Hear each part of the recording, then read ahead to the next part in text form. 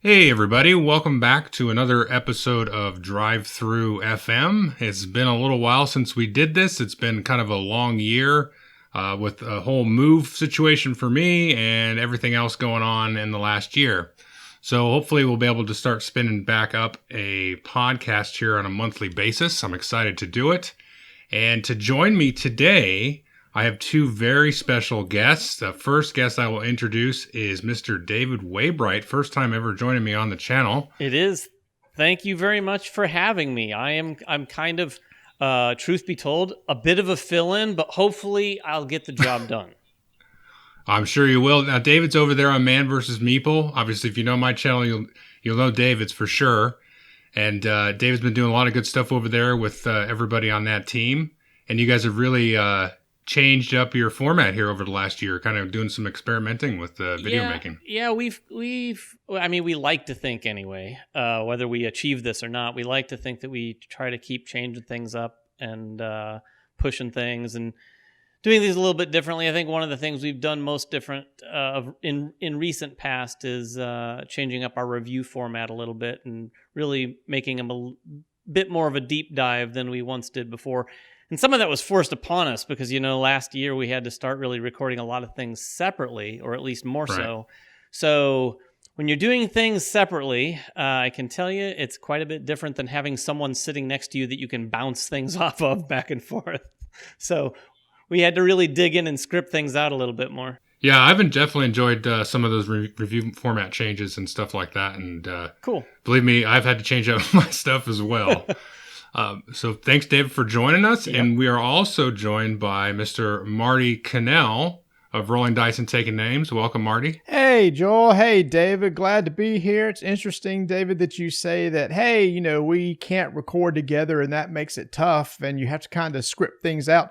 My co-host and I, Tony, never record face-to-face and we never script. And I guess is why it shows.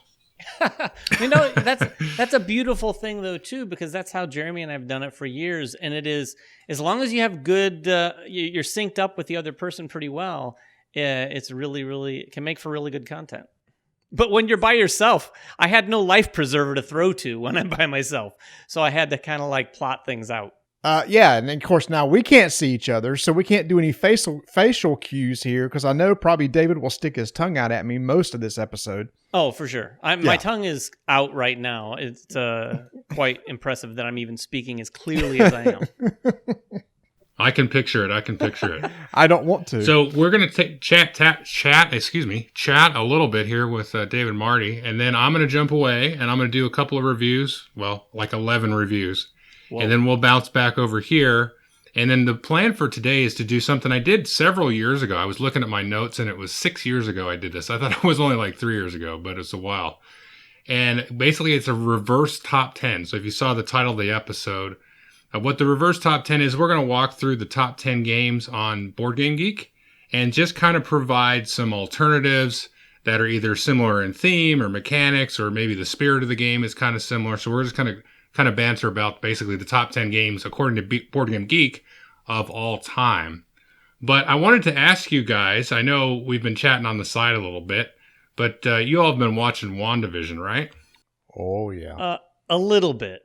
a little bit. No, quite a bit. I've devoured those things pretty quickly. As you know, I oftentimes will find myself waking up in the middle of the night on Thursday, between Thursday and Friday, and usually I just roll back over and go to bed, but since this show's been on, I've been checking the clock and going, oh, okay, it's after 3 a.m. I could just watch WandaVision.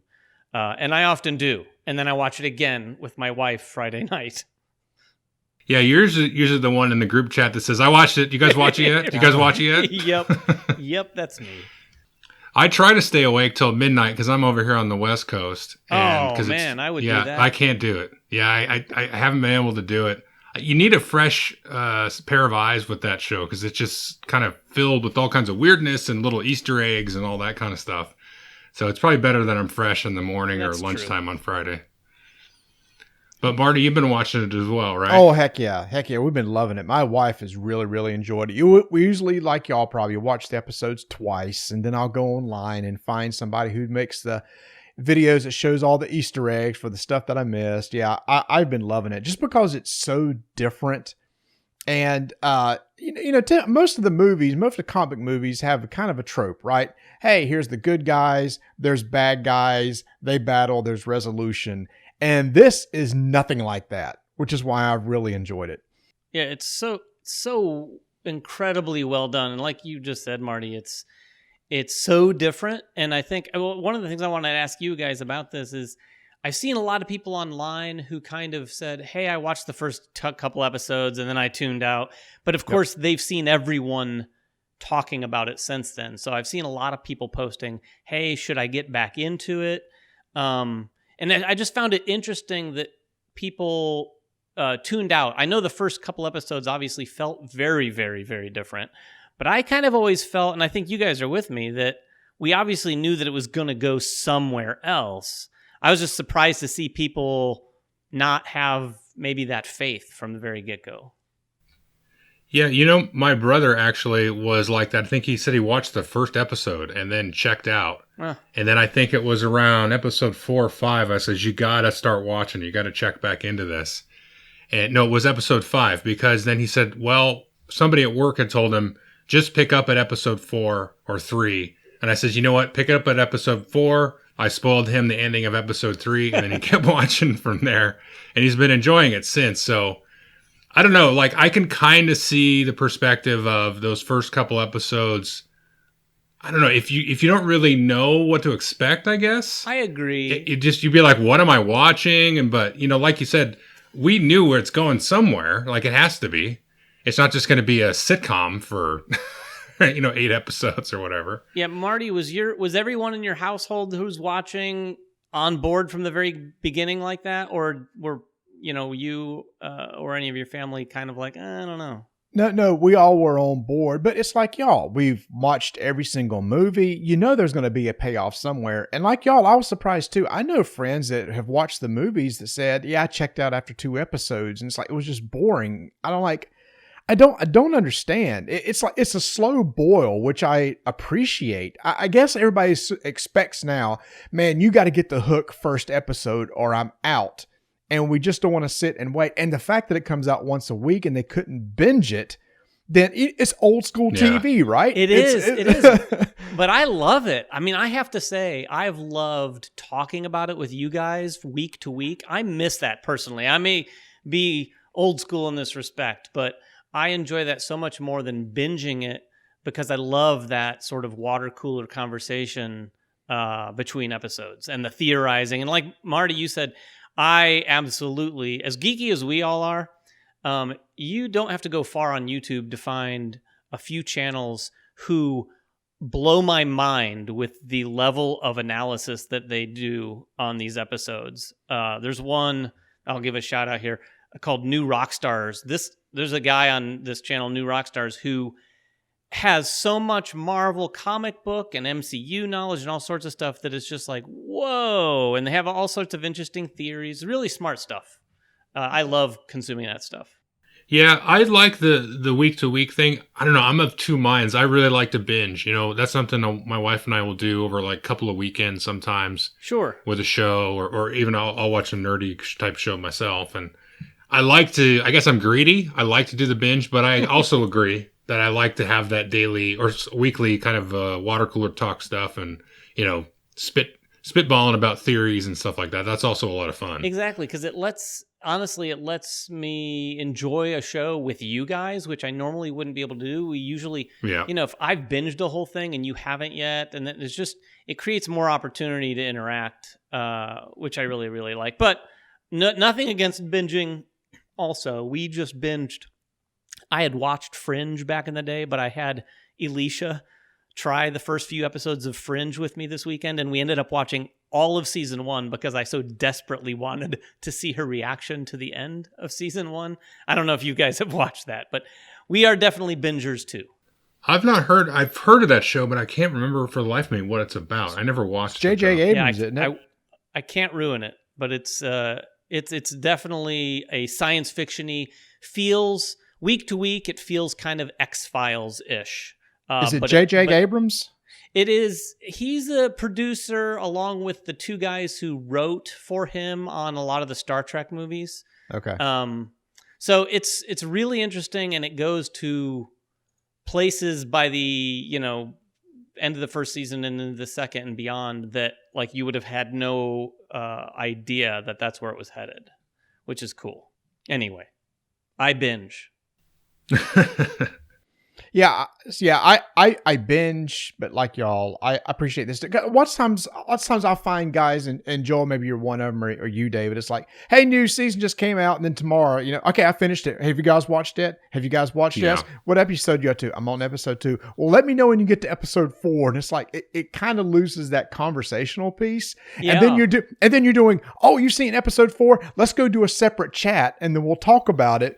And it's like, well, wait, when I'm ready to talk about it, y'all will have already done talking about it. So that's kind of how I feel about it too. I really enjoy that conversation, so I'm kind of pretty excited about the trend that we're seeing with some of the streaming services going, at least with some of their programming, week to week. Like, I mean, HBO has always done that, but now you see Disney Plus clearly doing that, which I think they will embrace for a very long time, because I think it's smart for them too, right? Like, if I'm a streaming service, I want to chain those things out to keep people engaged on my service. Well, let me just say that thank goodness Mandalorian season 2 was week to week, because I'm not going to spoil anything, but if you've seen it, could you imagine if those all came out at once? Oh, yeah. There's no way I would have not been spoiled for the season. Yeah. Yeah, that's a really good point. I to a lesser degree, I'd say I feel the same way about the way WandaVision has unfolded. Mm-hmm.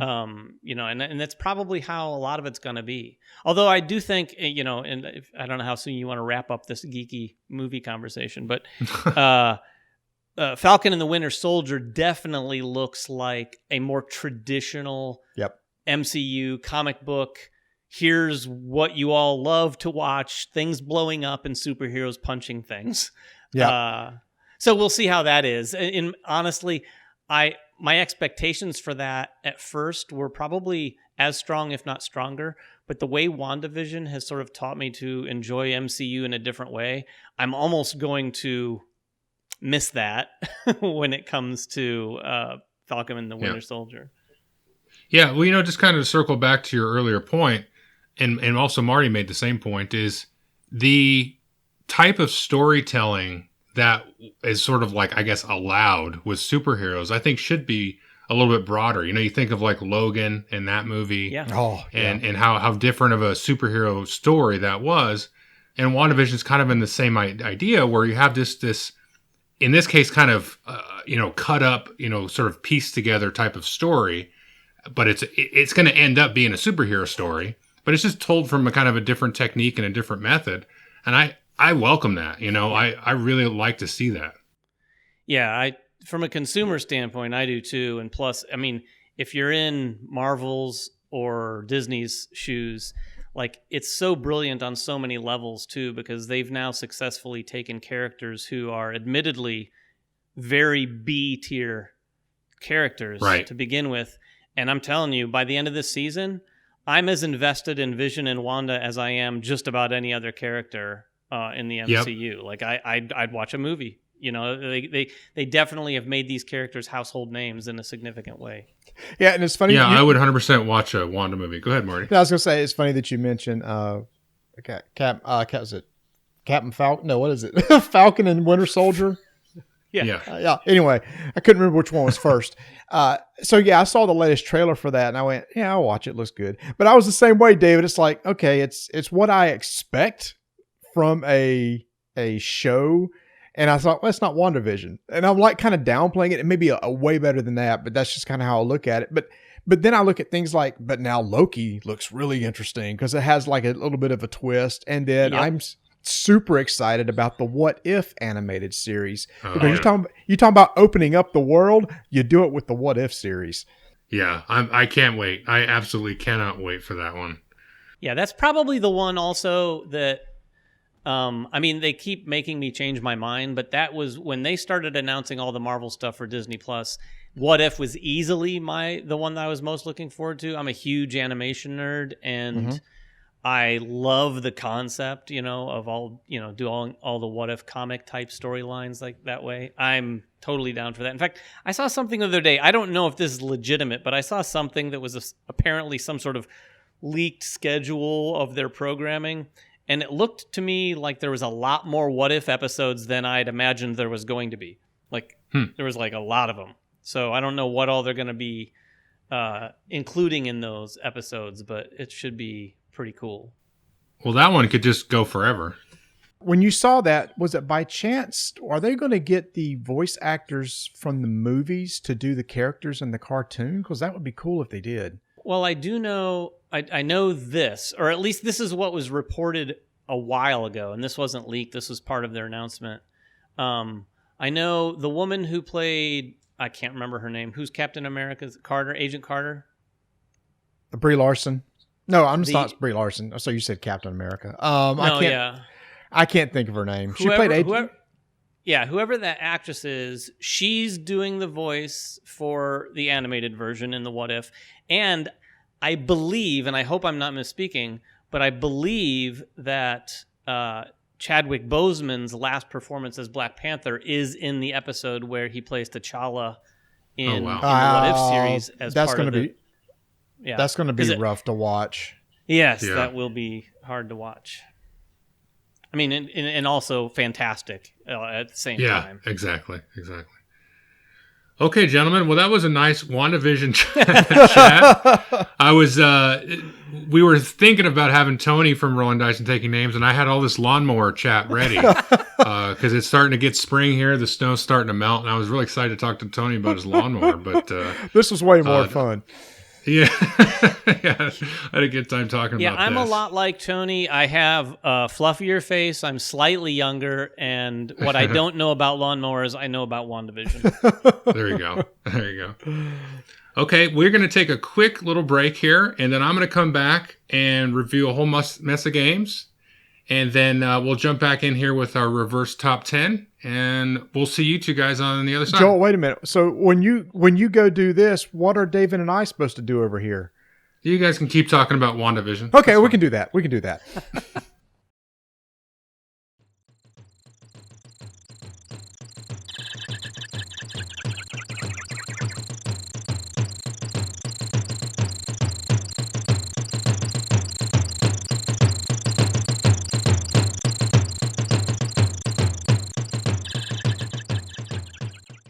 Okay, so let's just jump right into the abyss here.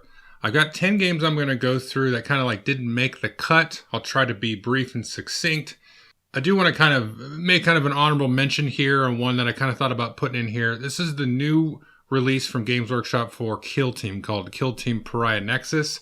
So I'm in the middle of painting this stuff up right now. I'm looking at it right here, and I'm excited to get into it, excited to play it.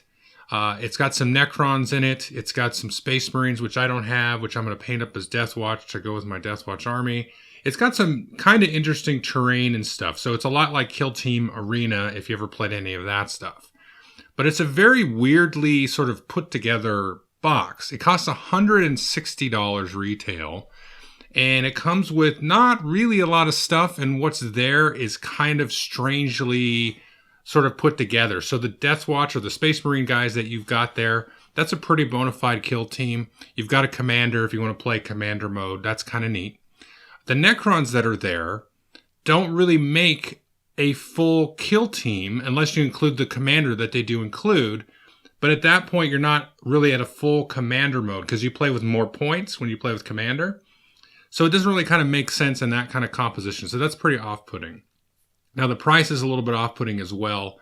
And if you watch some reviews I did over the last couple of months, they've come out with 2 boxes. One I really liked, which was the Blood Bowl second season. I thought that was a finely produced box. I thought it was a good deal in terms of the price versus what you get in the box, and everything was well polished and well rounded out and all that kind of fun stuff.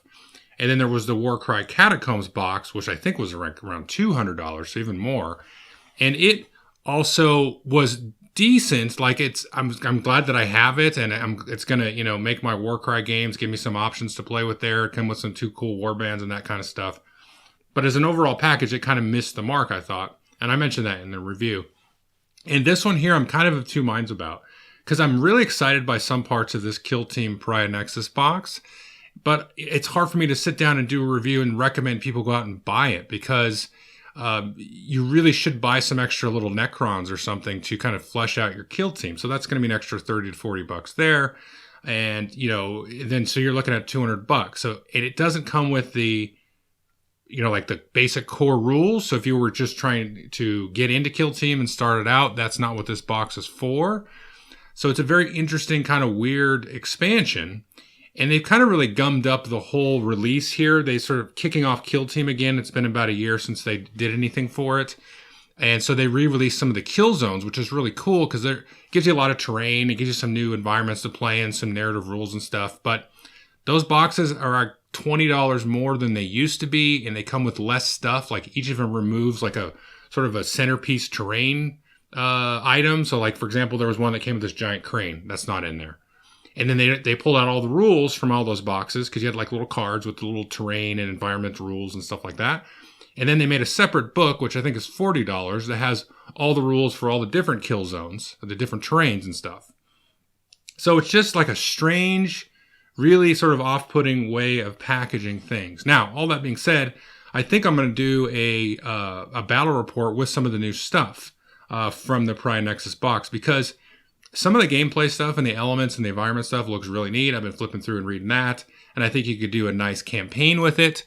Although, I kind of wish they would really lean more into Kill Team and the campaign and the narrative side here. They kind of slapdash narrative in Kill Team. I know they probably are trying to target it as a competitive style game, but this is just ripe to tie in with some of the other narrative expansions they've done for 40K 9th edition that are also set in the Pariah Nexus.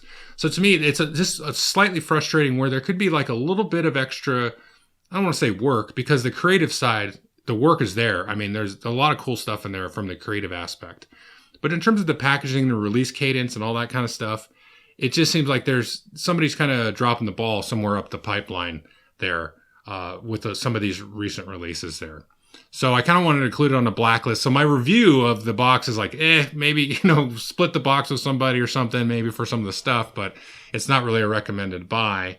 But I'm probably, since I'm a big Kill Team fan, if you watch the channel at all, I've done a lot of Kill Team stuff. I'm going to do a little bit of a battle report. I got some extra Necrons to kind of spice up my Kill Team. I've been wanting to have Necron Kill Team for a while. Anyway, so that's kind of the first one there. I just want to kind of mention that and kind of just get my thoughts out there in terms of like a review of a Kill Team box set. So let's jump in here. And these aren't really necessarily in any kind of order. Let's just first jump into Bonfire. This is the latest Stefan Feld game. It's come out towards the end of last year over in Europe, and now it's hit over here. And I was pretty excited about this one because it's also got solo mode for a Feld game, which is a rarity. I think Luna was another one that had solo mode, and there's a solo mode for Castles of Burgundy, which I haven't actually tried it. I've got the little board for it, but Bonfire. So I was excited about Bonfire, and it looked neat. Like it's got kind of a cool sort of weird fantasy theme, which, kind of like Aquasphere had a funky sci-fi theme. So I was like very excited about it. But kind of the TLDR for that one is the design for me, like, just wears itself on its sleeve in such a way that it was super off-putting. And I know people that are like not Feld's fans are going to be like, well, yeah, well, that we look at all of its games like that. And it's like, okay, well, this one to me is especially egregious because to me what this is you shake up like this big jar of all these components and you just kind of sprinkle them and throw them out across the board. And it's just all these little like things that you're going to basically do set collection for. And then it just has this sort of, and I hate to say words like this because I'm like a huge Feld fan, but like haphazard, like action generation tokens that you get from this thing. And you get certain tokens that allow you to do certain actions. And it's this weird sort of weird handcuffs that are put on you. And it's just so like mechanically obvious the way the game works. It's like, okay, let me stare at the board for 10 minutes. Okay, these are the different things I want to collect because these will give me these different bonuses and these endgame points. It's pretty straightforward. And then it's like, okay, I look at this other board and I've got all these action icons. Okay, if I do this and that, But then a lot of times you can really corner yourself in such a way that you have to, like the first time you play it, I can see it easily happen where somebody's like, oh, I can literally do nothing for the rest of this game because I've just hosed myself up so bad.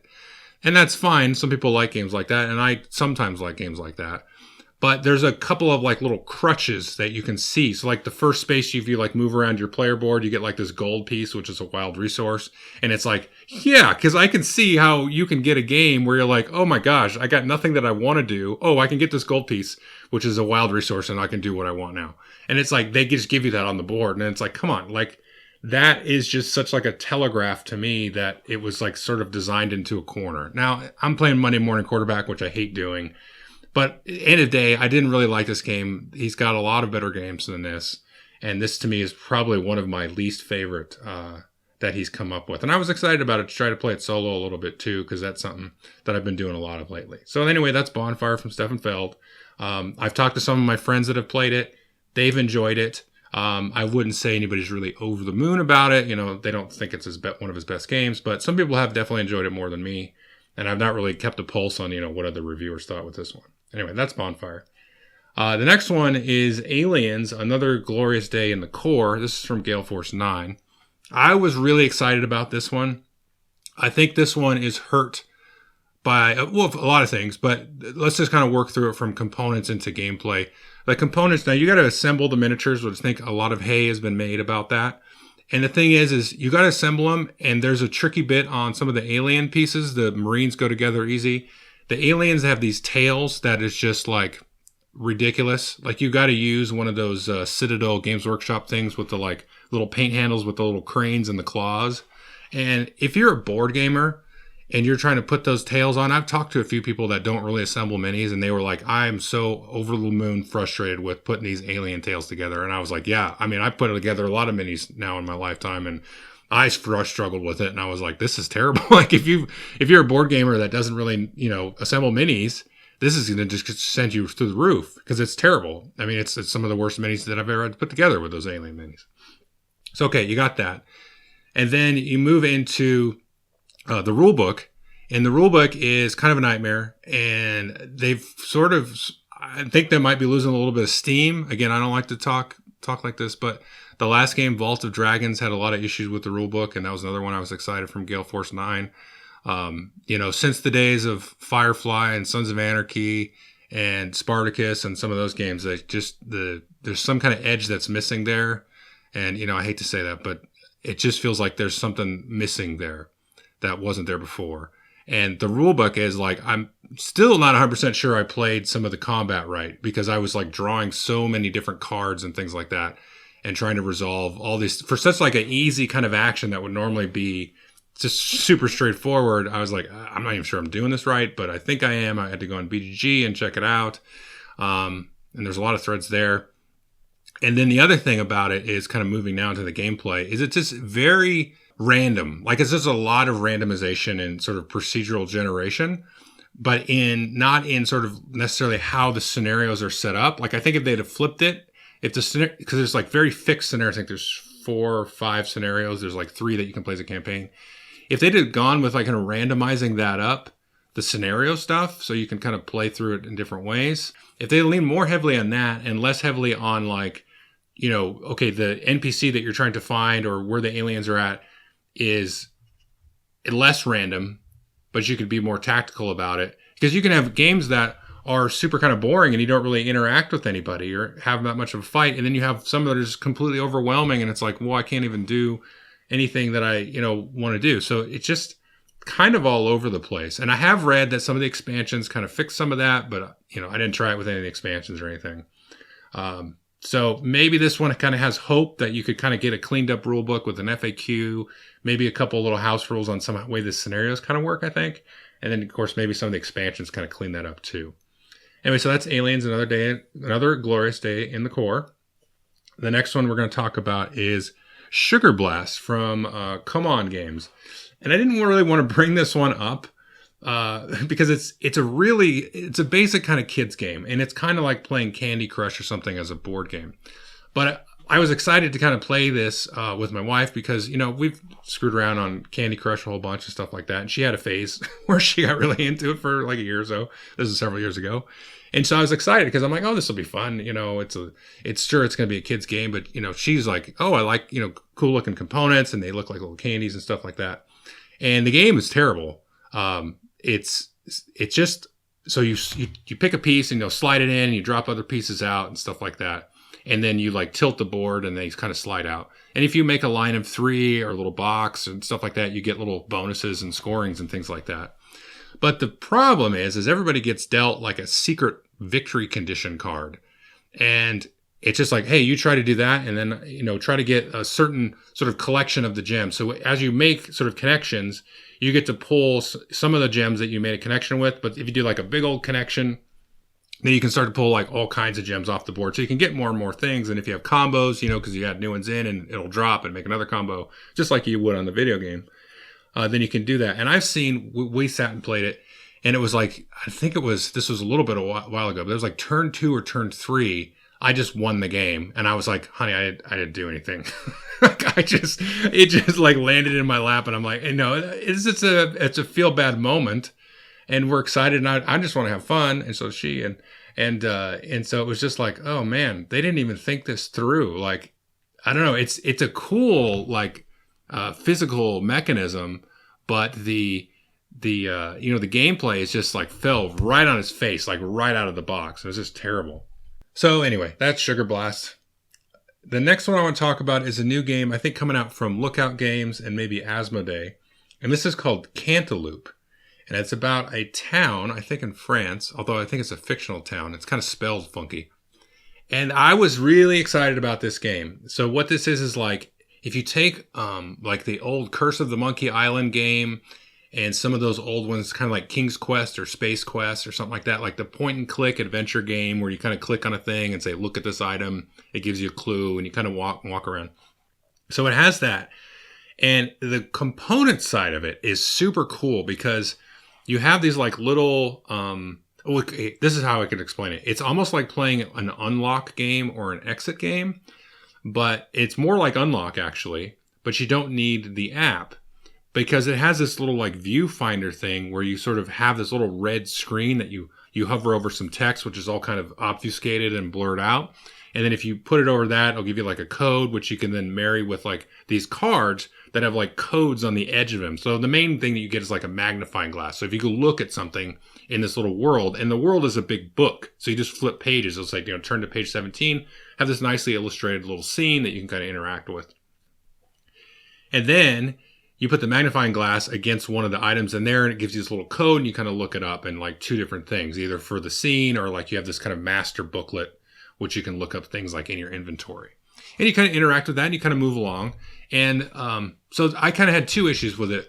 One is the story wasn't really super interesting to me. It was like a guy who's going to go on a heist and then like you try to break somebody out of jail and you try to hire this code hacker and stuff like that. And I'm just like, I don't have interest in that, like being a criminal. That's kind of like a scumbag. And the other thing was the way that you kind of progress to the story and the narrative. There was just all kinds of like random little things that were, again, like not really funny. And so then when you would just read it, be like, oh, okay, they're just trying to be clever. But there was like nonstop little moments of like, oh, clever thing. I wasted 2 seconds looking at this and reading this. And then you're kind of just bouncing all over the place where it just becomes like a whole process of elimination type of thing. Or it's like, okay, look at this. Okay, look at this. Okay, look at this. Okay, that's not that. Now look at this one. Now look at this one. And I'm just like losing the plot. The narrative is just slowly like going bye-bye. And I'm not even, a narrative that I wasn't really into in the first place just starts to really grind on me and all that kind of stuff. So this system though that they've come up with is pretty cool. I think it needs like, honestly, like a couple of refinements, a couple of iterations. Maybe it would be a little bit better if it was a story that I find more interesting or something. But I think you could do a lot of cool stuff with this. I'd like to see these folks somehow get together with the folks that have designed some of the unlock or the exit games.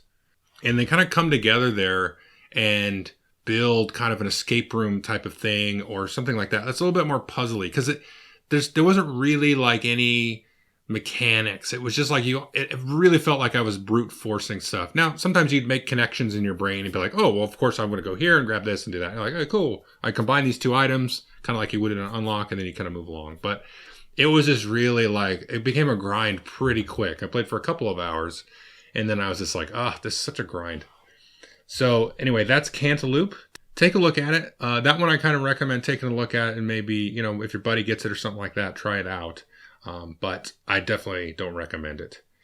All right, the next one, we're going to start to get into probably a list of games here where people are just going to like send me hate mail here. Sorry. So the next one is CloudAge. This is from Alexander Pfister. It's come over here from Capstone Games. This is definitely my least favorite Alexander Pfister game. I was so bored by this. And I will tell you up front, it tells you this like basically to play like 3 scenarios. They kind of get yourself in the game. Skip the first 2. Go right to scenario 3. Because the first 2 like make it not even feel like a game. I was like, oh, this is just tedious. But even by the time I started playing like the full game or the real game, it's just, it was not engaging at all. Like the mechanics work. They're kind of clever. They're sort of interesting how things, sort of fit together. What the gist of it is you're kind of flying around this steamship, trying to go through and sort of retake back cities after, there's been some kind of like apocalypse kind of thing, I guess. And then you can kind of like lay out these tiles. It's almost like terraforming, I guess, in a way. And you lay out these different tiles and you try to build them and build connections with them. And you have this really uninteresting combat with cities.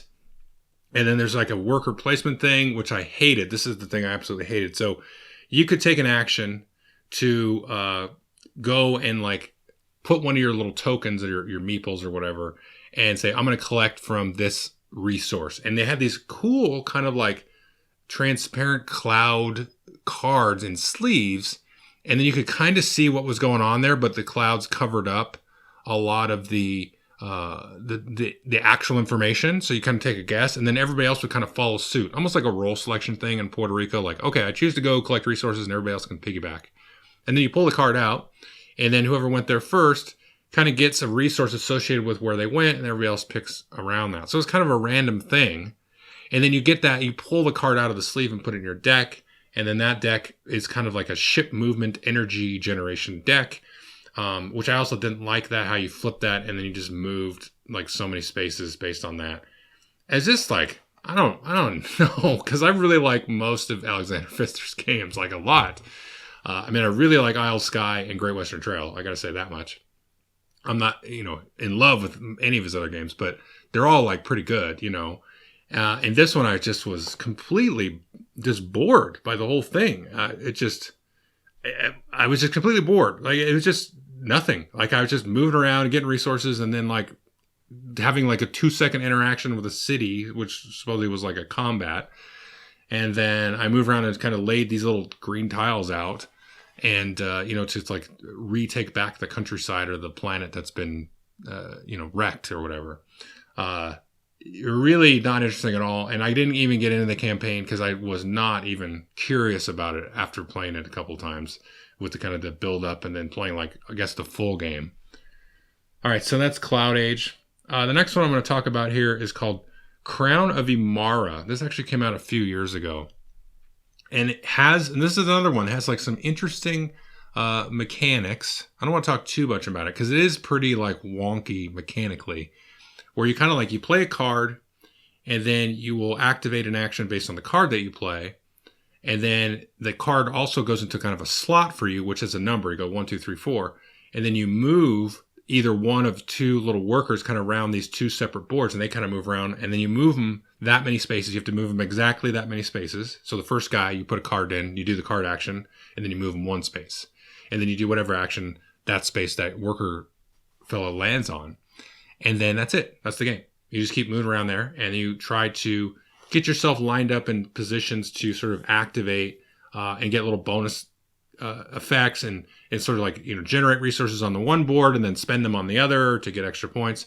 And it really was just not interesting. I mean, it was cool for a little while to see kind of the interaction of the tension of the card play versus, how far you're moving this person to try to, get all that kind of lined up and in sync was kind of interesting. But it was just like, again, I hate speaking like this, but it was like everything about it was just like mediocre all the way across. Mediocre. This is mediocre. This is mediocre, mediocre, mediocre.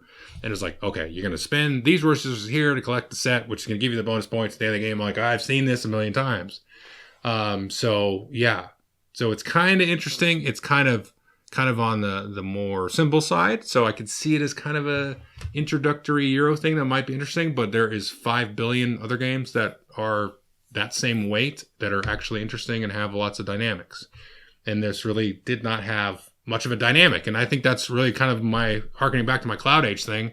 There's nothing dynamic or tense about it at all. It was just things were happening and they were working, they were clicking, and the clock pieces were together, but there was no dynamism, no emotion, no tension, nothing in CloudAge or Crown of Emara.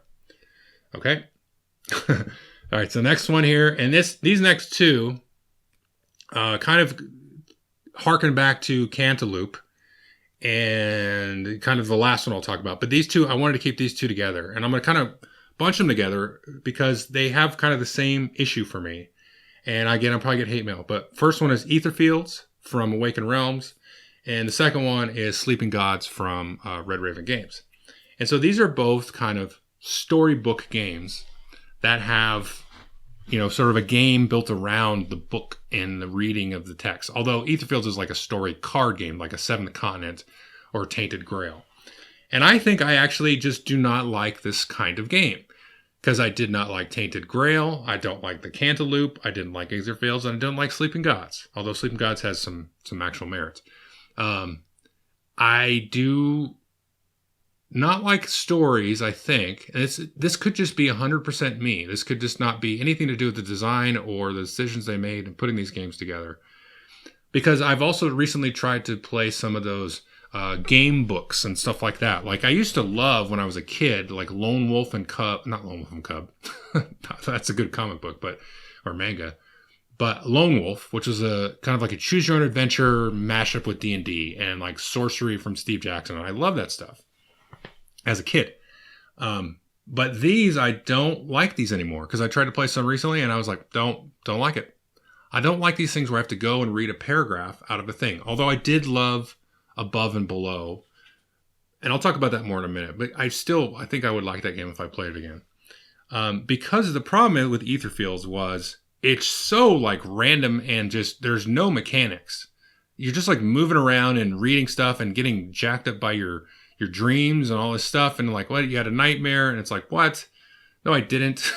Now I'm dead because I had a nightmare or something. And then, these things would take place in the different phases. And, it's just clunky. And the Etherfield, I gotta say, the Etherfield's rulebook was, that was another nightmare. And so, but you just kind of like stumble into these things and it's like you move along these cards and it says, okay, open this thing to the passage 6 and read it. And it's like, okay, great. Like these things that are like feeding me the story, it's just not something that I am like okay with anymore. Not that there's anything wrong with it. It's just, having played some of these RPGs, last week I talked about a lot of Age of Sigmar stuff or playing some of these other miniature games or a game like Forgotten Waters from Plaid Hat Games where the story and stuff comes out of the mechanics. They have sort of like a loose gloves with slapping you with the narrative, even like a Pandemic Legacy or something like that. Or My City, even as silly as that is. I mean, that's the terrible example. But like Pandemic Legacy, for example, it doesn't really tell you much of a story by itself. It lets the game sort of happen. And if, the mechanics aren't always going to jive with like a perfect linear narrative, within a sequence of events, but it's got enough gaps in the right places and it fills in enough of the right places. And I think the good thing is we're getting to points in games where that's starting to be the issue. The mechanics, like I think we've figured out the mechanics, like it's 2021. We've been exercising and investigating and evolving mechanics really for 25 years right now. Like we know area control. We know what problems can happen with a 3-player game and an area control game. We know about hidden cards and multi-use cards and worker placement and auctions and stuff that is an auction but doesn't look like an auction and all this kind of stuff and action selection, action points. Like, we've got it. Like, we have a toolbox, a briefcase full of these mechanics that we can start telling stories with, or having different, types of statements and emotional sort of touch points and things that you can jump off of.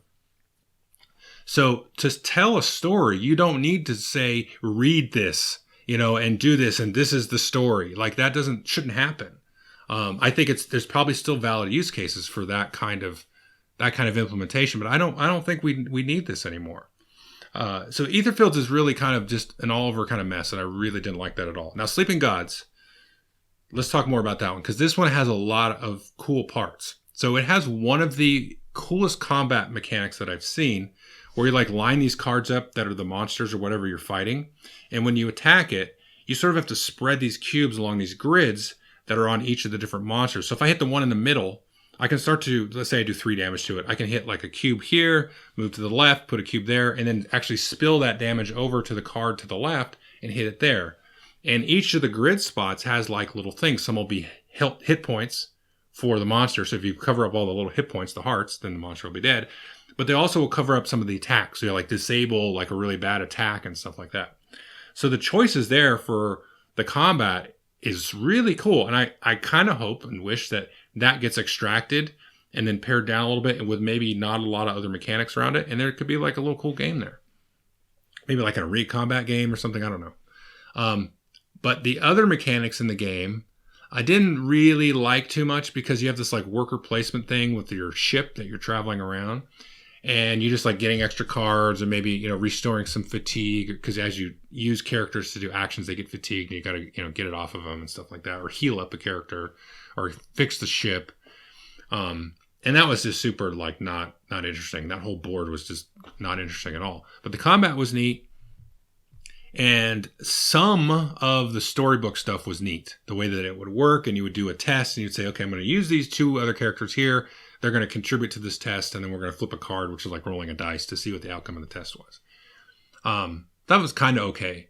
But the way that the story kind of just drops you into this weird, it's almost like you go through a Bermuda Triangle, and then you're in this whole completely other world / dimension, and you're kind of wandering around. And I don't want to spoil anything, but there is a slightly interesting part about that, where it's like this other dimension thing. But there's also like a lot of, I don't know, there's a lot of red herrings and stuff, and I hate that. And that's another problem I had with Cantaloop.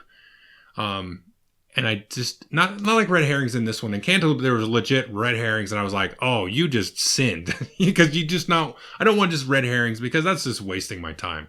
But this one has like little side tracks that you can go off on. But you end up with like this huge cluster of these quest cards with these keywords on them. And it's like, you just have a mess of cards. And it just, there wasn't enough like onboarding to get you into caring about the characters and stuff like that, I thought. Or there wasn't, any kind of, relationship that you had with some of the NPCs that you interacted with. Like, there was one particular instance where, without spoiling, this one person was like, here, just take all this stuff. And just for no reason, they like literally didn't even give you a reason. And then there was another part where I ran into like these statues. I think that was pretty early on, the statues. So you ran into statues, and it was just like a dead end or something, but it was like almost like a stumbling thing. And I think, honestly, what I think they could do with Etherfields and with this game is they should just, and I hate the Monday morning quarterback, just cut the thing in half. Cut out like half of all these like little stories and tidbits. Because this whole problem, I think, is a Gloomhaven problem, where it's like, let's have 90 quests and 90 scenarios. And, they even fixed that in Gloomhaven in a way with Jaws of the Lion, where they pared it down to like 20 or 30. Because you don't need 90. You need 40 really good ones, And that's kind of what I think is the main problem with Sleeping Gods. It was like this, if you run into enough things that you're just like, I don't care about this. This doesn't make sense. This is just weird to be weird.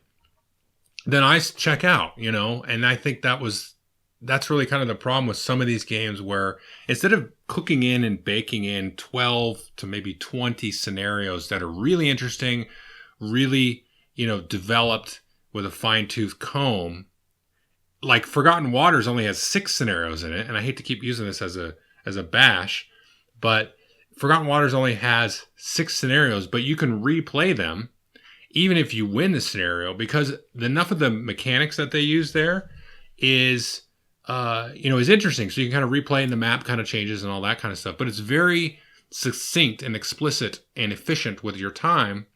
And, and you can kind of, some of the quests are bigger, but I already talked about Forgotten Waters. So I think that kind of storytelling is a little bit more interesting than this. And what they did here was this sort of just huge deck of cards like in Etherfields or Subcon. And it's like, oh, this is a vast world of like nothing.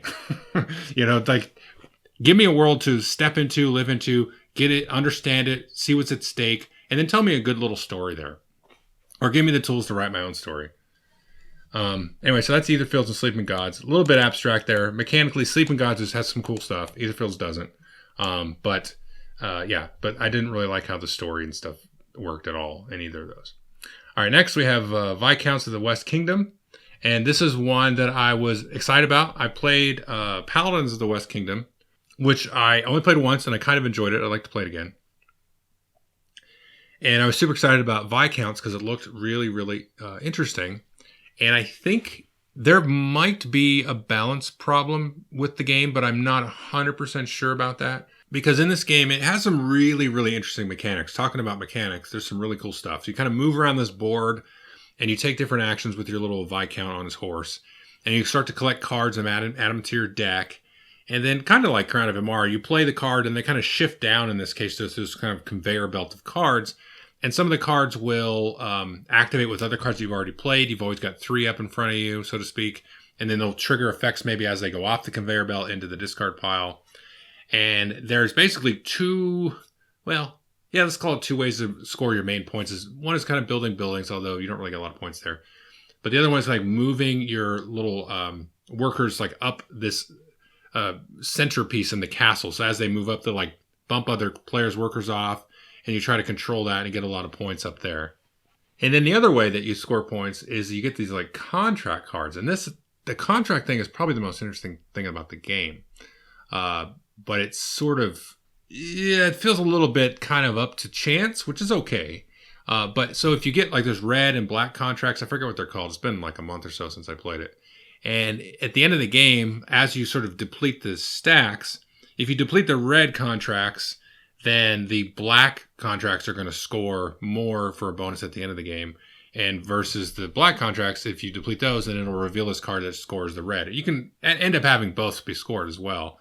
But then if you have the most of the other card that's been taken, so it's kind of that they're at cross purposes, which is interesting. So if I'm taking a bunch of red contracts, good, I'm going to score the bonuses for the red, but it's more likely to reveal that we actually score the black and vice versa. So that part is really cool. That part's a neat part of the game. And I like that kind of tension because you're like, well, I got to start buying into black now because I want to reveal the red and stuff. But Billy's already got all the black, and that kind of thing. Some of the contracts are worth minus points at the end of the game, so you got to upgrade them and so on. But a lot of points come from the center board and moving up the castle. And I think that's just the game. Like if you play that out and go for that strategy of just moving up the castle up the different walls, which is this cool like 3D thing, I think you're going to win. Probably more often than not. Now, that's not saying you can't ignore the other things, but some of the things you can do with the building buildings, and getting the cards, and all that kind of stuff can help you get resources to move up the castle walls and also score you a few extra points in these other areas. So once that kind of like comes into play, it's like, that's just sort of not that interesting. And the other thing about that is the way to play the game is just kind of look at the cards that are up as you move around the board and see which cards are going to help you do that strategy and go for those and just take those. And then it just kind of snowballs on itself because now you've got all the cards that are really going to be effective for you going after that center strategy. So if all the players are kind of seeing that and fighting over that, then it becomes a little bit more interesting game. But then it still becomes just like a race for that. And then you can kind of see who's winning because, we just go, oh, look at Billy's got 8 pieces on there and we all have 1, So it's kind of cool, but it's also kind of not. So this is kind of one that I was like kind of, waffling on, but I really like Paladins a lot more. So was like, I can't really recommend this because in my review, I'm going to say, well, just get Paladins because that one's more interesting. Paladins actually kind of reminds me of Kalis a little bit. So I don't own that, or I haven't got like a review copy of Paladins, but a buddy has it. And we played it, right before lockdown kind of last year. And I was like, oh, this is really neat. I haven't played any of these other West Kingdom games. And he liked it. So he's a big fan of that whole sort of system there with the West Kingdom, and then the Viking one of the sea. That's the whole of the sea stuff. Yeah.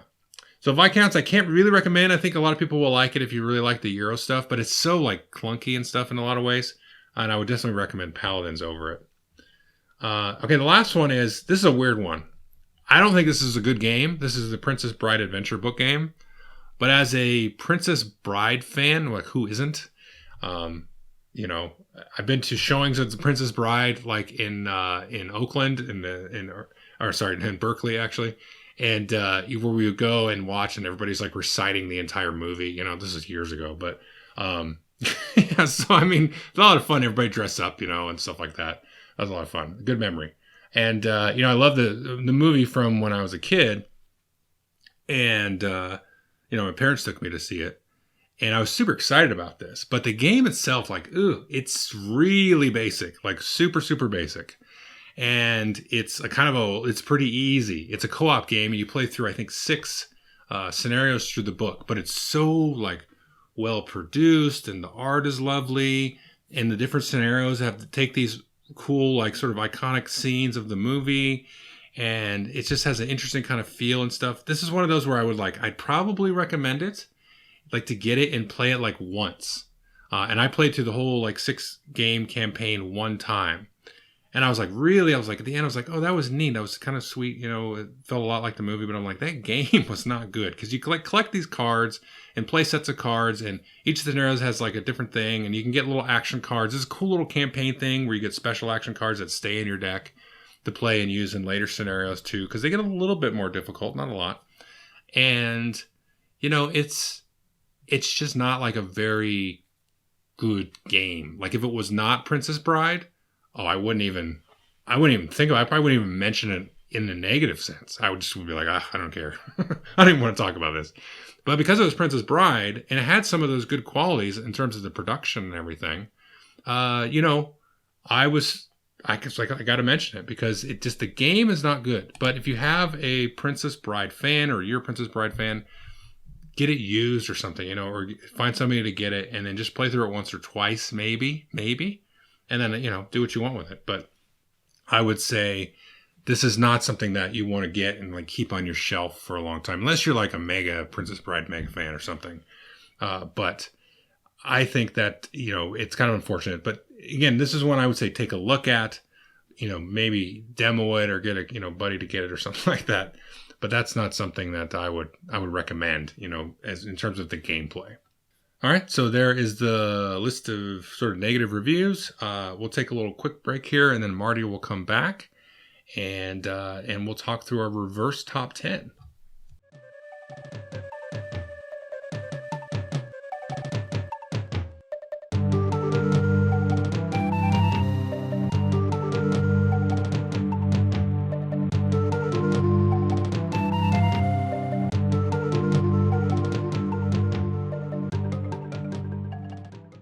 And so, David, that's my theory on how the finale of WandaVision will happen.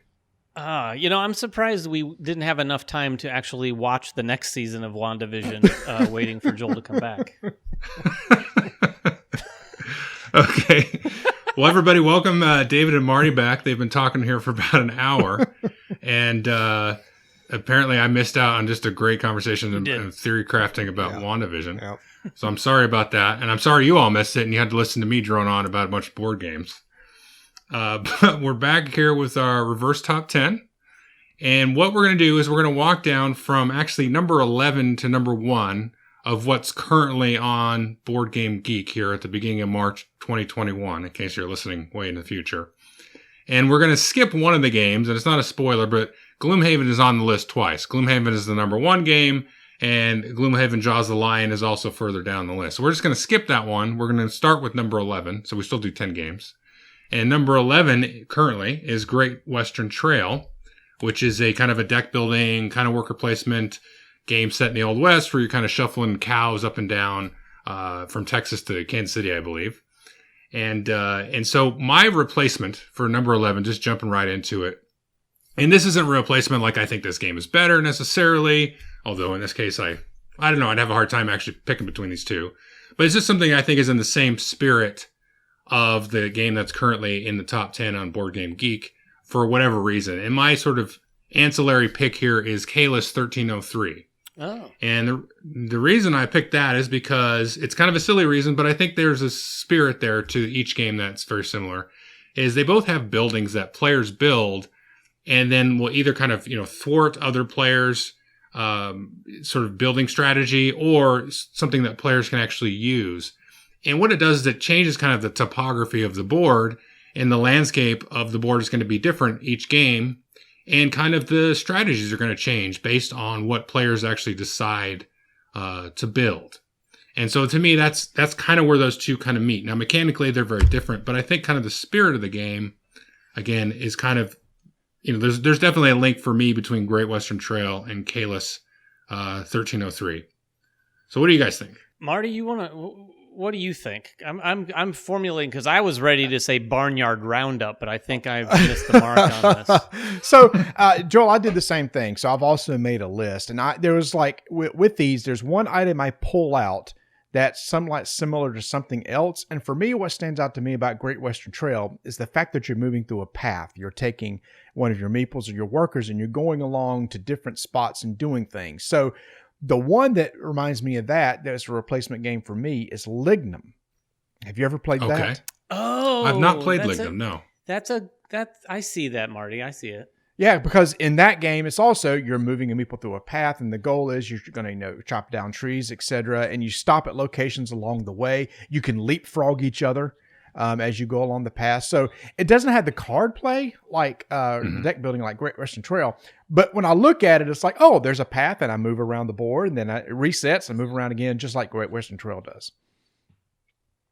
Nice. It makes me want to play Lignum now. Some of my folks in the group locally have it, but I just haven't had a chance to get that one to the table with them. Yeah, it's definitely, Lignum is definitely an experience that you should try. I would say, and I'm glad you prefaced this by saying these games aren't necessarily the better games, but maybe just have something associated with them. Because Marty, I'd be interested to hear what you thought about this.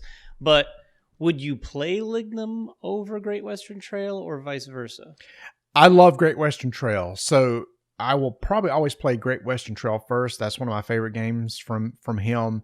So, GWT. And I'm really excited about the new versions of GWT coming out over the next several years with a new version each year. Yeah, I am. Yeah. While we're talking about Great Western Trail, I am very interested to see what they do there. You guys have thoughts on what you think that could even entail?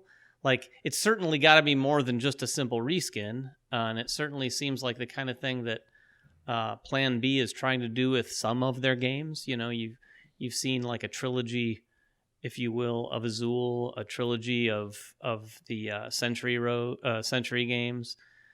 I'd be very curious to see what they do. I will say this: I'm a little bummed to see that the re-release of the original, it doesn't sound like it's going to include that expansion. That's going to ultimately be separate as well. Yeah.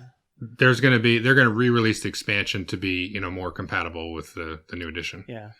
Yeah. I guess I'm excited though. I think, having played the expansion, I won't miss it. Oh, okay. I don't really actually, it's okay, but it's like you're playing a completely different game almost, in my opinion. But that's what makes it interesting, in my opinion, is the fact that if you throw it in there, it's like, wow, this is way different. Yeah, Right. That is cool. Good sign of a good one. But it's interesting to hear that you could live without it, though. Yeah.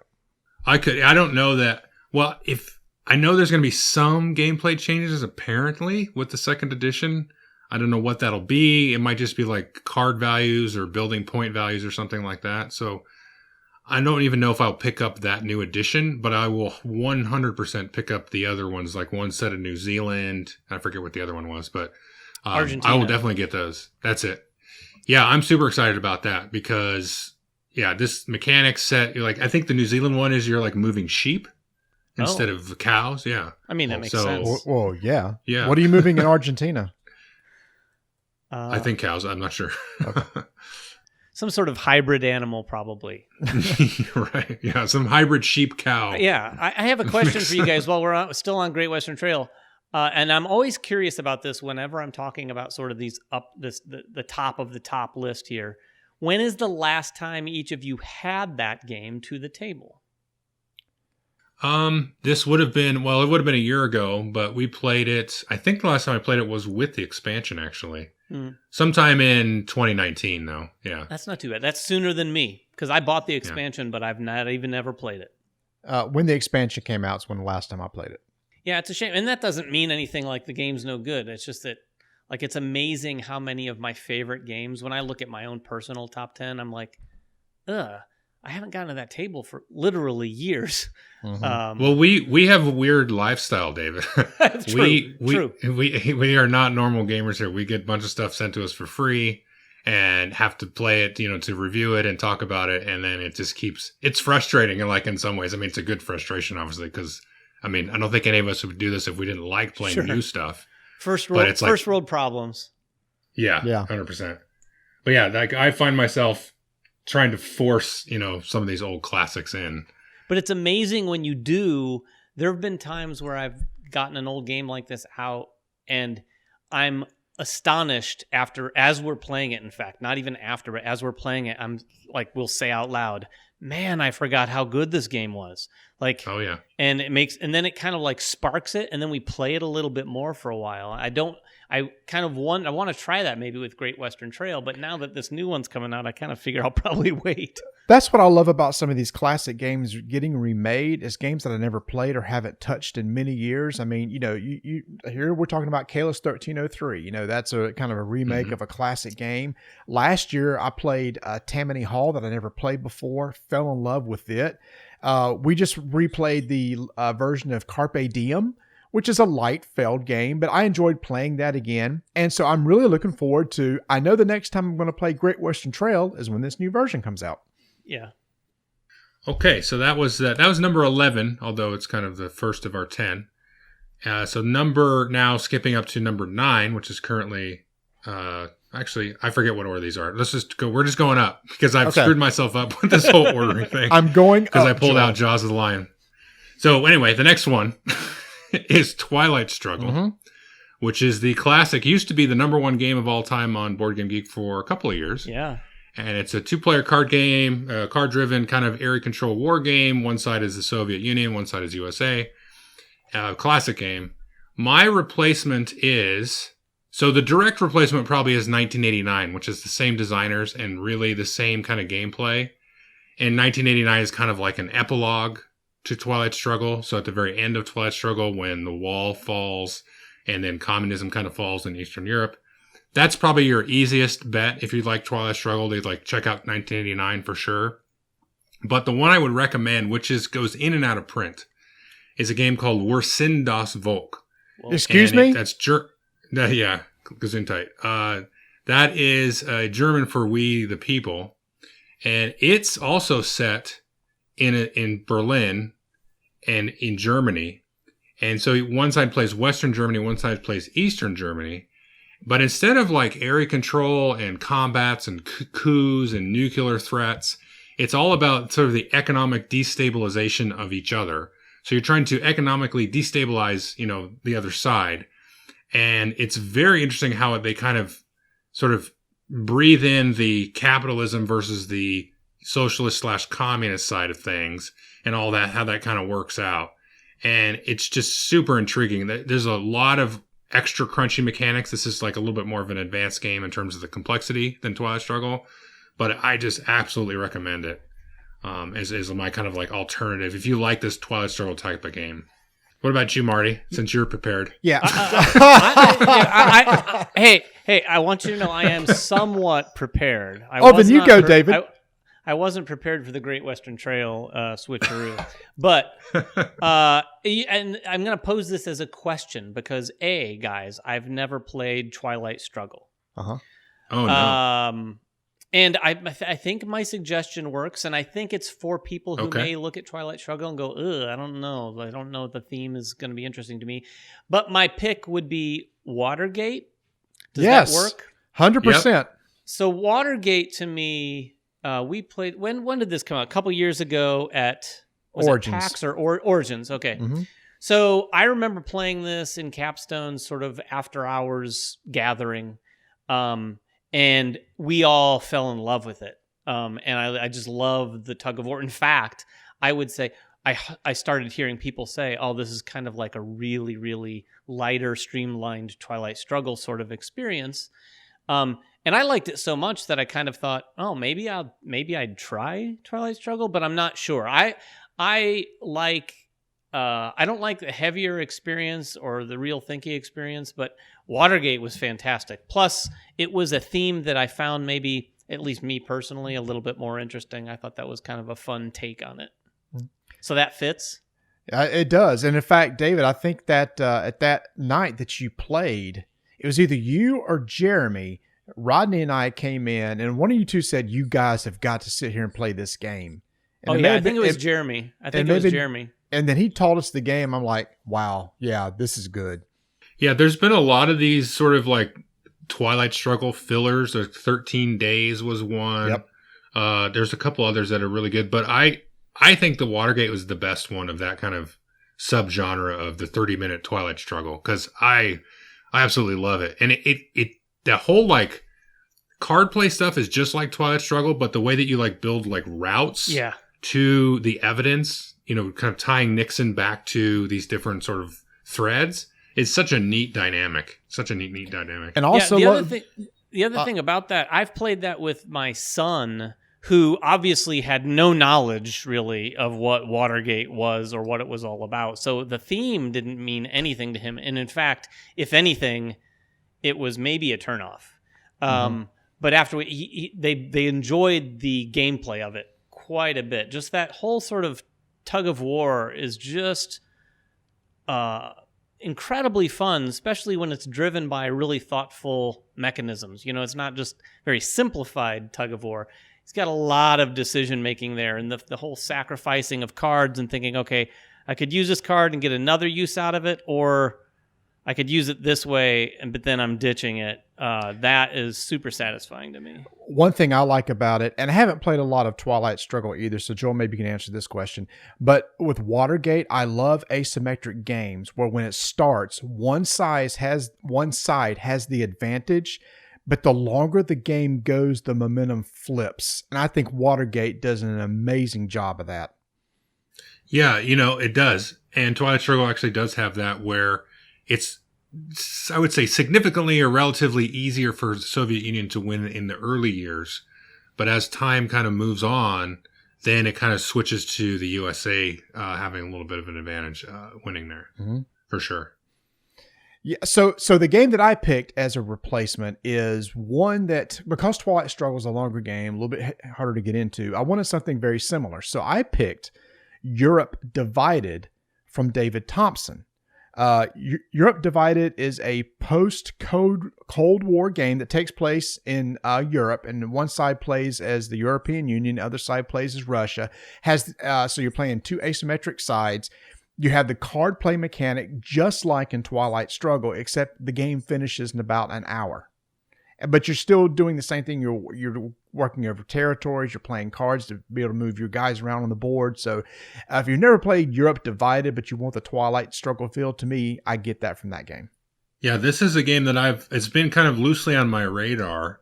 And that's good. I'm glad that you're bringing this up. I'm glad we seem to be bringing up games that I haven't played, too. Because this is good. It's adding stuff to my wish list now. And when did that one come out, Marty? Looking at it now. So it came out last year. And basically anything David Thompson now designs, who also did War Chest and Undaunted, I will play.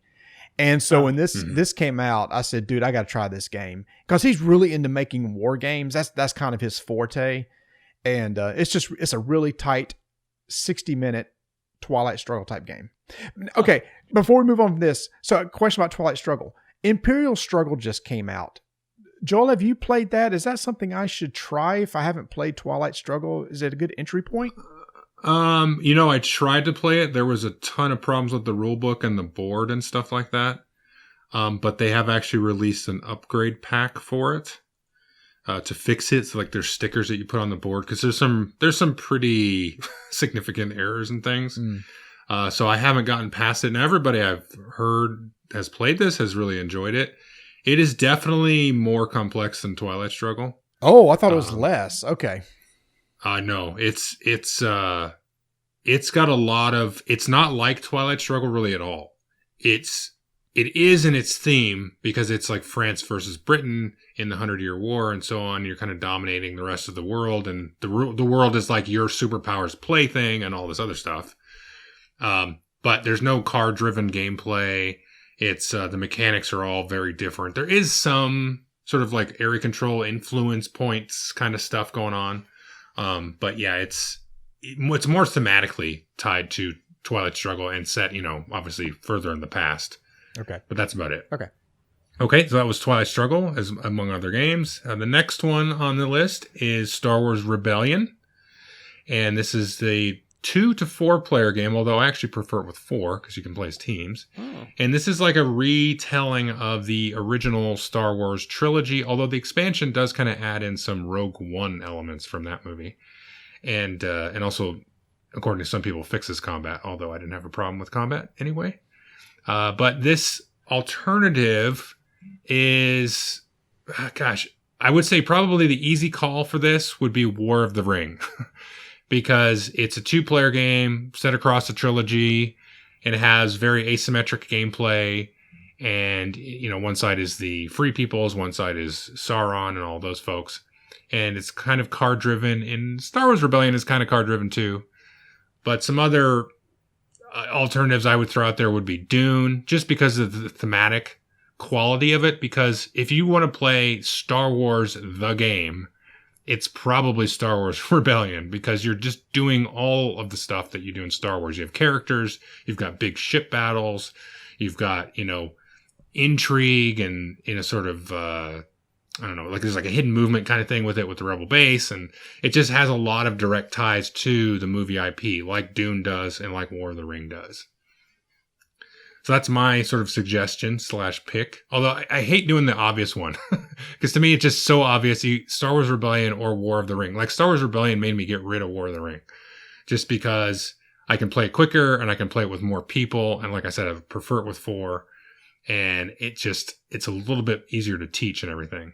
But War of the Ring is excellent. But before Marty gives his, because I don't have one, I do want to comment on something you just said. And that is, I think going with the obvious one is not only, I don't think you should apologize for going the obvious one, because there's going to be a lot of people listening to this. I've not played Rebellion. This is one of those sort of bucket list games that I still have not yet to play that I really desire. There are some bigger game experiences that I have no desire to play. We'll get to that shortly. This one, though, I really, really want to play. And from my perspective, when I hear you list off some obvious other ones, if they happen to be games that I've played and enjoyed, then I might be able to go, oh, well, if you're saying that's like this, then I'm definitely going to try Rebellion. So now with that said, I haven't played any of those other ones you listed either. No, I'm just kidding. But I think that's a valid way to go about it, even though it seems maybe obvious to you. Well, David, unfortunately, there's not really a good video that teaches you how to play Star Wars Rebellion. I was waiting for you. I was so going to let you do that. I have to. It's a running gag. I have to do it. So, Joel, unfortunately, I couldn't come up with anything else. It's War of the Ring. I tried to come up with another 2-player asymmetric game where it's struggle and combat and everything. I couldn't do it. So I had to do the obvious also. I was trying to come up with a lighter version of Star Wars Rebellion.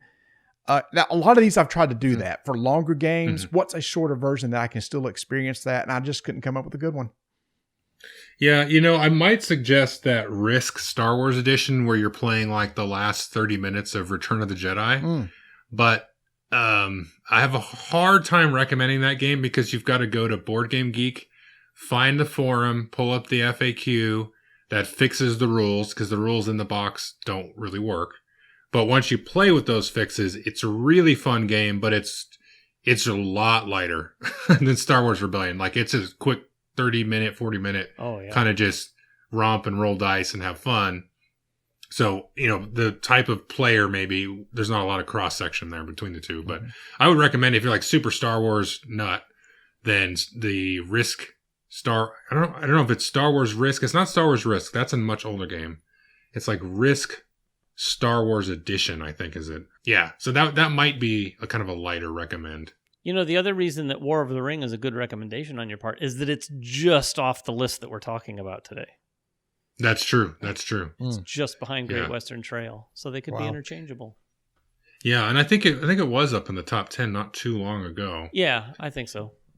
Okay, so that's Star Wars Rebellion. We'll keep chugging along here. Now, the next one is Gaia Project, which is one of my also all-time favorite games. And it's like the sci-fi version of Terra Mystica, if folks have played that. A very complex sort of, I don't know how to explain this, Euro game, for lack of a better word. And this sort of, you grow your empire, through space, but it is not like another one later on the list, Twilight Imperium or anything. It's very mechanical and dry and efficient with its use of actions and everything. Very, very brain crunchy one. So my alternative to that would be On Mars, which I actually prefer in this case. And On Mars is a Vitalis Certa game, and he's well known for doing really complex games. Maybe needlessly complex, I hear a lot of people say, but I tend to enjoy most of his games. And this, of course, is set on Mars, and it's kind of like a terraforming type of situation. You're kind of doing shuttle runs back and forth from Mars and setting up little colonies and factories and all kinds of different stuff. So that's my alternative to Gaia Project. Well, I mean, outside of the very obvious that you used to sort of describe what this game is, and that is being Terra Mystica. I mean, it is the same game effectively, just with a different sort of skin, a science fiction skin, if you will. But it is an improved game, in my opinion, over Terra Mystica. I agree. And if you've played Terra Mystica, you've probably already played Gaia Project. One game that I find kind of not quite what Terra Mystica and Gaia Project are, but give me some similar feels, and that's Clans of Caledonia. Have you guys played that? Oh, yeah. Yes. Mm-hmm. I have. I actually played that before I played either Terra Mystica or Gaia Project, and really, really enjoy that. It has a very similar sort of thing. I mean, thematically, it's obviously very different. You're building distilleries and all sorts of stuff out in I guess Caledonia, but it's a beautiful little independently published game that has a very similar vibe where you're evacuating your player board of pieces out onto the main board, and very decision driven, very Euro-y, and also they really leaned into all the different clans that you can play have quite a bit of variable powers going on, just like Gaia Project or Terra Mystica. Yeah, that's a great one, because you're right. There is a lot of asymmetry in that game, and you've got the whole player board situation. The cool thing about Clans of Caledonia that kind of sets itself apart from the Terra Mystica Gaia Project thing is by the end of that game, which is something I like about it, is you kind of get a chance to let your engine run a little bit. Mm-hmm. Which is kind of neat, because a lot of these games, they kind of end right as you're about to explode into points, or, kind of where your machine or your empire or economy is going to go. Whereas in Clans of Caledonia, you can kind of start to turn that wheel a little bit before the game ends, which is kind of a neat thing. Yeah, yet another game I haven't gotten to the table in a very long time. I have gotten Gaia Project within the last year, though. Well, that's good. Nice. You're doing good there. Yep. So for me, I must confess that when I looked at this list, I totally skipped over the Gaia Project one. So that's why I let David go first, because I was quickly going through games, because I knew there was a game I talked about recently on our podcast where I made a comparison, and I finally found it. Beyond the Sun from Rio Grande Games.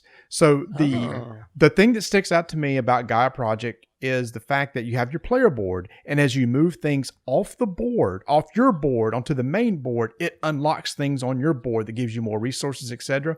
Beyond the Sun does the same thing. as you move the cubes off your board onto, or your ships off onto the, if you haven't seen Beyond the Sun, it's the same sort of deal. You're moving stuff onto the main board. It unlocks extra resources and stuff on your main board. But then those pieces that you moved out may come back to your board, thus restricting the amount of resources you had in a previous turn. So that feel right there is like the comparison between, that's the main takeaway I get from Terra Mystica and Gaia Project, is I love that mechanic, and Beyond the Sun gives me that same feeling. That's a good connection. Plus, not to mention the fact that it's science fiction, but side note, Beyond the Sun, great little game. Yeah, I've not had a chance to play that one, but I keep getting recommended to play it. So you got to try it. Down. It's Tech Tree the game for sure, but it's a lot of fun. I've had a blast with it. I played it with my stepson, and he adored it, which he doesn't really usually do. He likes board games, but man, he really enjoyed playing that one. Okay, let's just keep plugging away here. The next one on the list is Through the Ages, a new story of civilization. So this is kind of like the second edition of Through the Ages. And I got to be honest with you guys, I have played this game more times than I should because I really don't like it. And we played the heck out of this game a couple of years ago. And I've got a good story where I actually got a chance to play against Jeff Engelstein online. Oh boy! And I thought I was going to beat him, and how silly was I? Because I was doing so well, and then he just absolutely demolished me at the end of the game. And I'm like, you know what? I don't like this game anymore. But no, I already didn't like it. But he really likes the game. Jeff is a board game designer. I like a lot of his games, but. Yeah, this game to me is, I don't want to make this turn into me bashing on this game again because I've done it enough on the channel, but it's just so dry and so just, it's really cool. Like I can stand back and say, obviously I've probably played it like 20 times, honestly.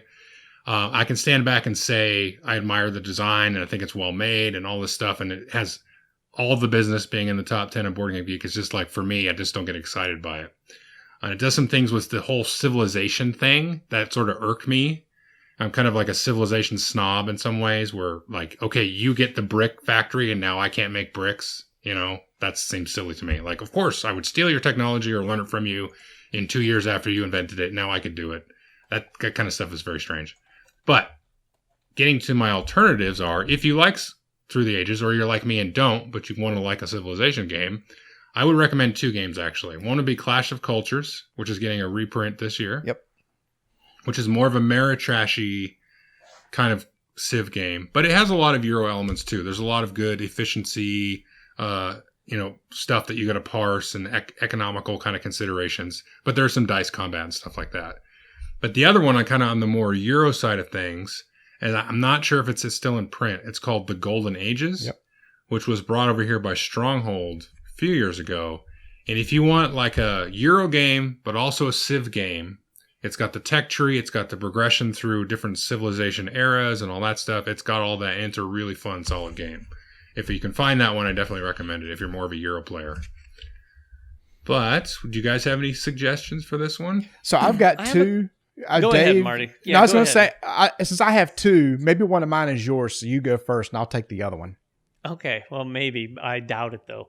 I was just going to name a couple that I've had some experience with. I have not played Through the Ages, which seems like a travesty. But I have. It is a digital game because I've heard so much. I bought the app once upon a time because people said, "Oh, the app's the way to play." So I bought it. I still hadn't played it. But I have played Nations. Have you guys played Nations? I have. Do you guys enjoy that one? How does that one stack up in your opinion, Joel? I actually prefer Through the Ages to Nations. Yeah.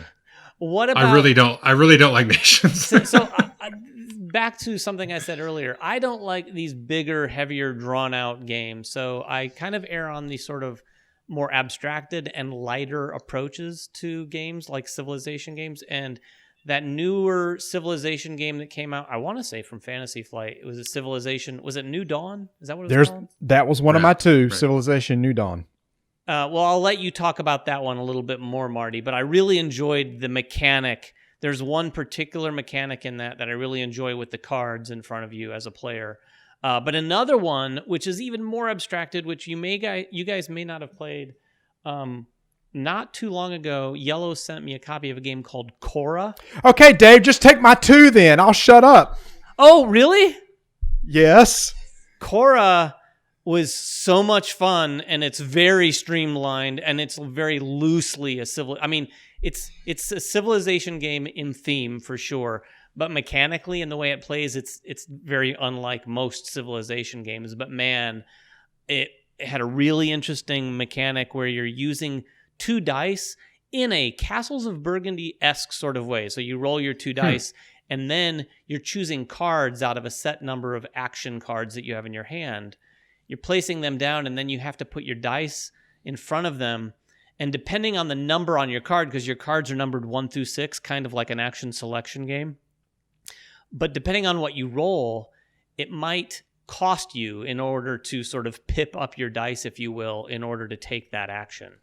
And everyone can take similar actions depending on what cards they choose. And it really is, this thing is just a Euro game. You're also putting cards out into a tableau to really enhance your own personal engine. But at the end of the day, it is a big board of tracks that you're moving pieces up and down these tracks and trying to do so better than everyone else. I don't even know exactly when it's coming out. I want to say August, maybe mid-August. Yeah, is it August? Yeah.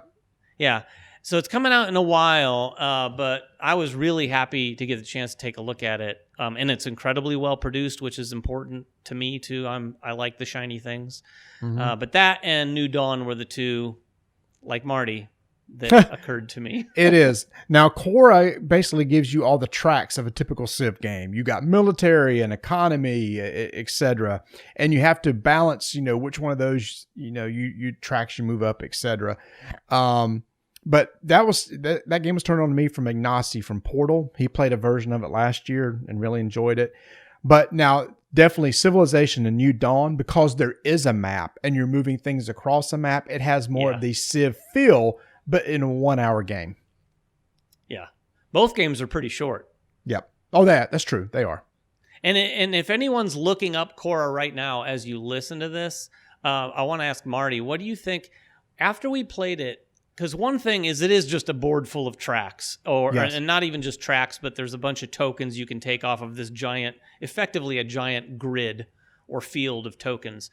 And I kind of thought that it would have been possible potentially for those tokens to be presented almost like a map with various regions that are being conquered, since that's sort of like the military area of the game. What did you think about that? I guess I haven't thought of it in that way. But yeah, I guess it could be done. The board looks very dry as it is, but it's a game that you guys should not pass up. Okay. I'm sorry. Just a quick question because we had this. So in every game of Korra we've played, David, there was a runaway leader every single time. Oh yeah, you know, now that I remember, you mentioned this to me. That is not my experience at all. In fact, the times we played it, particularly one time with Alicia, it was just 2-player, and it's probably a little better maybe at 3, but we had a blast with it at 2. 2-player, I felt like a runaway leader because I had this engine that was getting me points every time I took a turn. Like I was getting maybe 5 points every round. And every time it got to the point where, you know, round after round, it's like, you know, asking Alicia because my player piece on the score track was closer to her saying, hey, can you move me up? She's yes.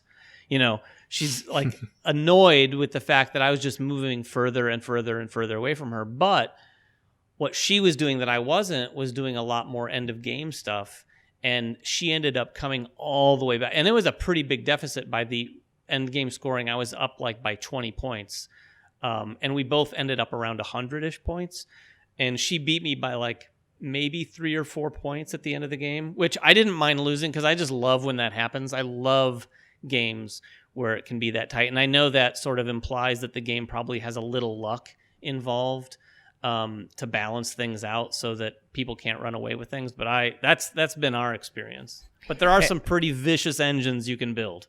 Yeah, and I guess we should stop elaborating on a game that hardly anybody can play right now. That's true. Joel, feel free to cut that 10 minutes out. No, that's okay. How do you spell the game? Khora.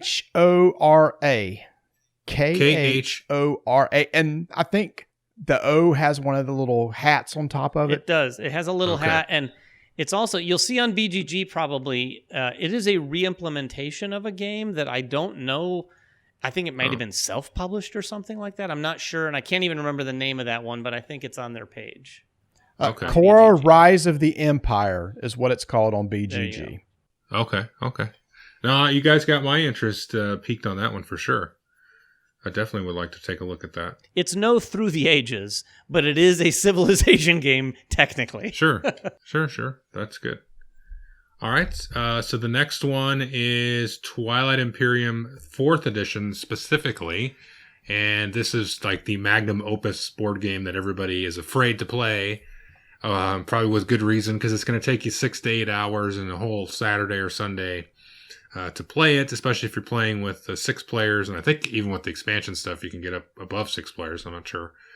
My main game to sort of replace this one for me, and it would replace it, honestly, would be, there's the obvious one, which is Eclipse.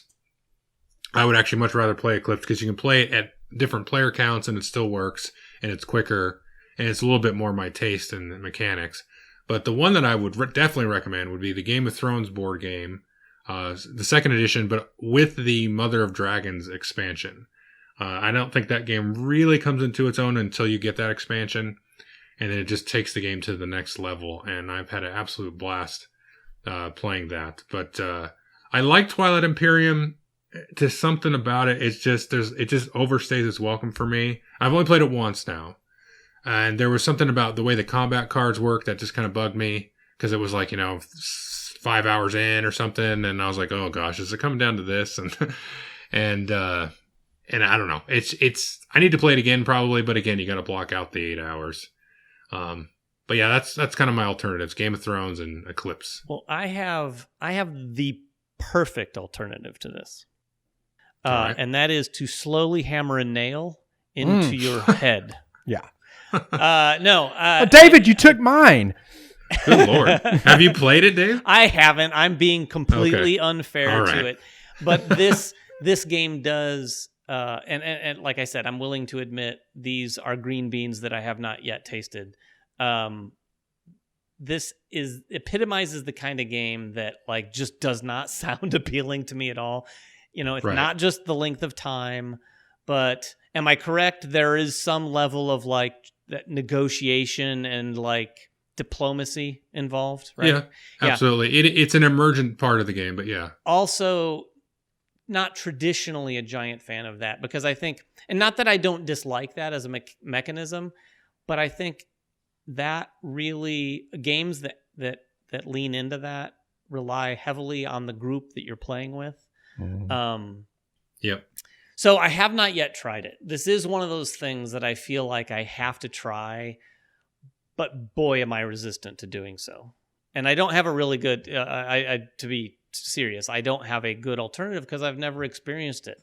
And honestly, it doesn't sound like there's much like it, but if you say Eclipse, I have played that, and I have enjoy the Euro aspects of Eclipse, the taking things off of your board, but I also don't like the non-Euro part of Eclipse that much either. And the basically the building up of a giant force to hopefully see that giant force succeed, but potentially see that giant force fail. And get completely wiped off. The board. Whenever, be it gaming or anything, if I've invested a lot of time in something and then the blink of an eye that all goes away, it generally doesn't equate to fun for me. Mm-hmm. And Marty? So for me, I have played Terraforming Mars. It's one of these things I played many, many years ago, and I played with the wrong group and played for 6 hours. You're talking about Twilight Imperium. I'm sorry. Twilight Imperium. Read the list as I try to talk. Terraforming Mars is next. He was just trying to move on. Like I was going to do that, but... So it was excruciating, and it was one of those where I got stabbed in the back. And it's one of those things you expect to happen, but the way the guy did it was just so smug and callous that it just really ruined the experience. So then I played the obvious thing. I played Eclipse, and I liked it much, much better. And I said, I'm never going to play Twilight Imperium again. I've played a couple of games of Eclipse, but then I played the one that you suggested, Game of Thrones. It's like, this I like even better than that. So I too had Game of Thrones on my list. And I also would throw in there is just as an asterisk is Mare Nostrum. Which has kind of the same big map, big feel. There's not a lot of the diplomacy like in those other games, but I really, really like how Mare Nostrum works. Is that with the one with the chips? It is. Yeah. Yeah, the one thing you mentioned, diplomacy there, that is the thing that Game of Thrones, I feel, does, at least for me, better than Twilight Imperium and better than a lot of these games that are these big, dudes on a map, whatever style games that have that sort of gnashing of teeth and sort of bickering and diplomacy between the players. The Game of Thrones one is just so cool how you put little tokens down and you reveal it and you go, you son of a, yep. and, because, you put the tokens out, which are the actions, and then you can just immediately reveal and see that you've been screwed. And so there's a great tense moment there on that game each round where you're just going, oh gosh, I hope he told the truth. Oh, you know what? The one reason why I loved Game of Thrones so much the first time I played it is I was a huge StarCraft fan, which had also the action selection tokens that are face down and then you reveal them. And that moment of reveal is just so good. It just makes the tension palpable. All right, good deal. Yeah. So I think we're kind of all in agreement on this one. So next one here is Terraforming Mars as preluded by Marty. So I'll let Marty go first on this. I've been going first on all these. Marty, why don't you give us your alternatives to Terraforming Mars? Okay, so when Terraforming Mars, engine building game, the first one I came up with, Joel, is yours. So I said, well, I can't go with that one. So I said, let's move away from the engine building game. Let's say putting hex tiles down on the board. Actually, the first thing that popped up was Terra Mystica. It's where you're trying to populate a map and get stuff out on the board. It doesn't have the card play, obviously, that Terraforming Mars has. But again, I picked some little aspect and tried to match it with another game. And that, for me, is Terra Mystica. And since we've already talked about it, I won't spend any more time on it. Yeah, I think that's a good call there. I didn't even think of that one. And you're right, because you are kind of building like a sort of a strange network of interconnected little factories and engines and things like that in Terraforming Mars and Terra Mystica. So that does make sense. David, did you have one for this one? I did, but it's a bit of a cheat. So get ready to roll your eyes and groan all you want. You can't say Gaia Project. No, I'm not going to say Gaia Project. But what I am going to say is if you say the card Mars, game. Ares Expedition. Oh my gosh. Oh, get out of here. That's not even, is the Kickstarter even finished yet? I don't know. You said, Joel, we're sort of a different breed because we get all these games, and I did have a chance to play. That's true. I won't lean on that too hard, but I do want to say, if you enjoy the card tableau building aspect, first and foremost, which is what I've always enjoyed about Terraforming Mars, to my detriment, because I'm focused on getting all my little cards working, and I totally ignore what I really should be doing out on the board to score some points. Right. But the Ares Expedition really leans hard into that. And then, of course, as you may know, it has the very Race for the Galaxy mechanism that drives it all. But I bring it up because it does really encapsulate the very, very same sort of feeling and experience as that you get from that tableau building. Aside from that, and this is a very different game, but I always come up with a reason to bring this game up because it has never gotten the attention I feel it deserves, and that is Seasons. This game plays incredibly different in many, many, many, many ways, and it's a very different game, but the building of the tableau of cards, and it's one of the first games that I really experienced in a significant way when I was getting into the hobby. So it's got a dear place in my heart. But the building of that tableau is the same reason I like Terraforming Mars. Like, I've got all these cards out in front of me, and on my turn, I'm able to tap this one and do this one and use this action. And because you did this, I get to do that.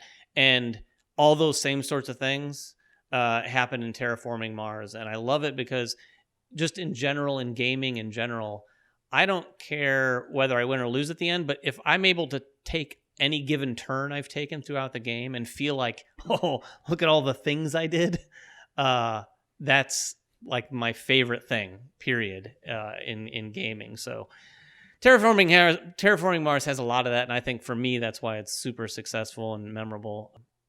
Yeah, I like that suggestion of seasons. That didn't even cross my mind, but that's a great example of that kind of stacking of abilities that kind of compound on themselves over the course of the rounds. Yeah, and Terraforming Mars doesn't have... I mean, it depends on what cards you play with, but Terraforming Mars played with the cards that are a little nastier. Right. Can definitely remind you of Seasons too, because Seasons has some super nasty cards that people get really annoyed with as you play. But side note, if you haven't played Seasons, hunt it down and try it, because I love it. It is great. Yeah, it's been some time since I played that, but I did enjoy that one for a period of time. But played it 2-player, by the way, not 4. Oh yeah, 100% agree with that.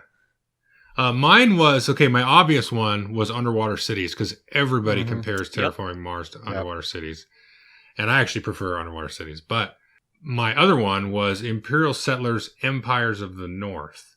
So that is kind of a card engine game. It's kind of the latest in Ignacie's ever-ending, I don't know what, multi-use card games, because he had 51st State, and then the Winter one, and then he redid 51st State, and then he did Imperial Settlers, and now he's got Imperial Settlers Empires of the North, although he's only a co-designer on Empires of the North. I can't remember who the other designer is. Let me just peek for us, sitting right here next to me. Oh, Joanna Kajanka. Yeah. So that's a duo effort there on that particular one. And I really like Empires. This is my favorite one out of his little journey here. Agree. Because it has just the coolest worker placement thing. It's the simplest little worker placement thing. And then that's just sitting alongside the card play and the engine building. And, I should say Underwater Cities, because to me that is just the direct replacement for Terraforming Mars, but I definitely recommend Empires of the North.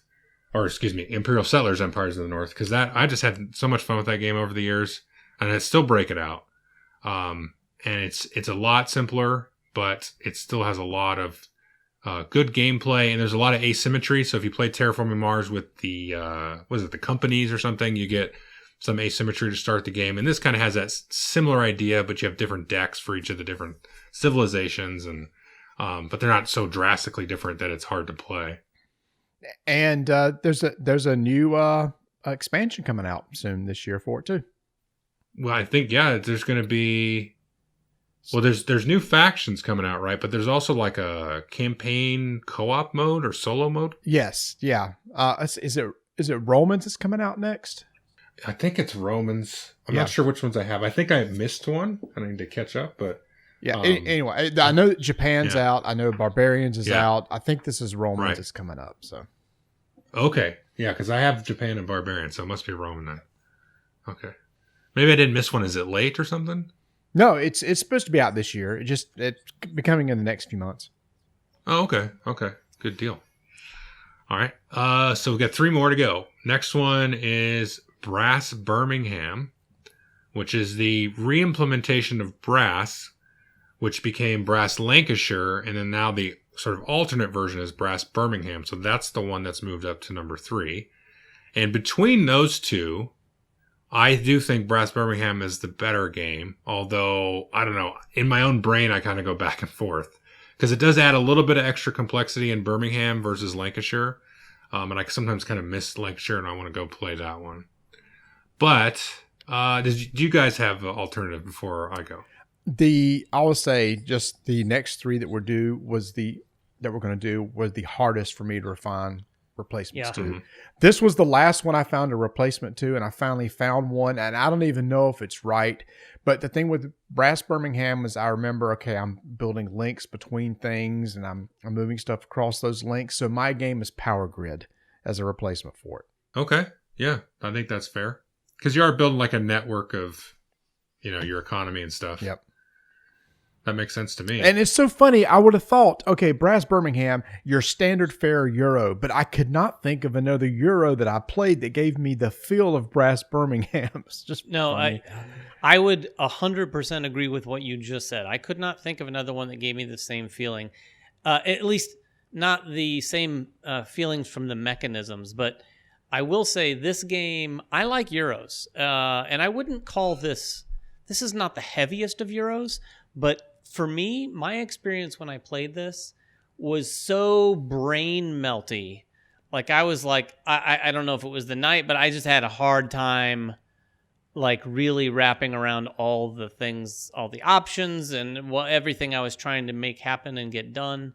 And it's one of those games too, that if you play just like any medium to heavier Euro, you play with people who like are really good at those and you're less good.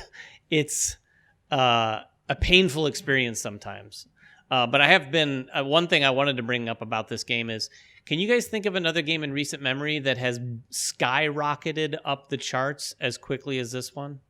Well, other than Gloomhaven? Other than Gloomhaven and more specifically Jaws of the Lion. But this one, I mean, I can understand Gloomhaven. Brass Birmingham's kind of interesting because I know everyone who likes it really, really likes it.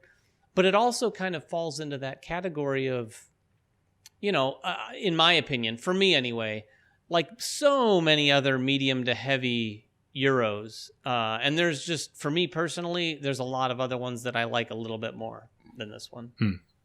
Yeah, you're right. I mean, you have a good comment there because it is kind of a niche game as well. Like it's a very peculiar heavy Euro. Yeah. It may medium heavy, whatever, but it is kind of very unique though. And for me, I would put it up at the top. I haven't done my like top 50 of all time, but it's in somewhere in my top 20, top 10. Yeah. Yeah, it's, I don't know. Like you said, a lot of people really love it and the people that love it definitely love it. And so they've rated it high and it's moved up.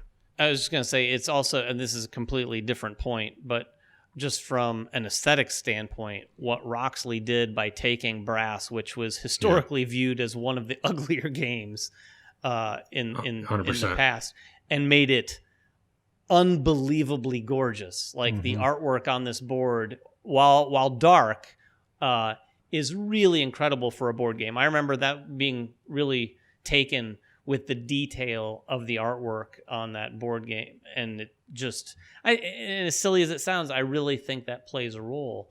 It was kind of nice to see a game like Brass, and I know they've evolved it obviously a little bit too, but a game like Brass get way more recognition than it ever had gotten in the past. Yeah, and if you remember, the original version of Brass, even with all the ugliness, was in the top 10 on Board Game Geek for a long time. So it already had kind of a baked-in sort of fan base and everything. That's true. That probably contributed. But my alternatives are, and I think I do have two in this case because there's two reasons why. The first one is Flotilla, which came out from WizKids last year. And because in Brass and Brass Birmingham, you have this thing where you are building your buildings and doing your networks, and they're all connected by canals. And then halfway through the game, you erase all the level 1 buildings, you erase all the canals, and then you start building railroads. And then you have to build certain level buildings to be able to build anything. And Flotilla has this thing where the game itself doesn't switch, but a player can kind of switch modes. They can go from kind of the water world mode into the Flotilla mode, where they're kind of working in the air as versus working on the sea. I don't want to get into too much of the details of Flotilla, but it's a really janky kind of water world Euro game type of board game. But that whole like flipping modes and how that kind of affects the economy, it works very differently in each game, but that really they are the only two games that I have seen where they have this kind of two perspective kind of thing where you're effectively playing, in Flotilla especially, two completely different games that kind of talk to each other. And then in Brass, you kind of have this, that big shift, that big change midway. So that's why I wanted to talk about Flotilla. Now the other one is Barrage. Because one thing that you do in Brass that you don't do in a lot of games is if I build, like the coal mine and you build the ironworks and stuff, I can use your buildings there.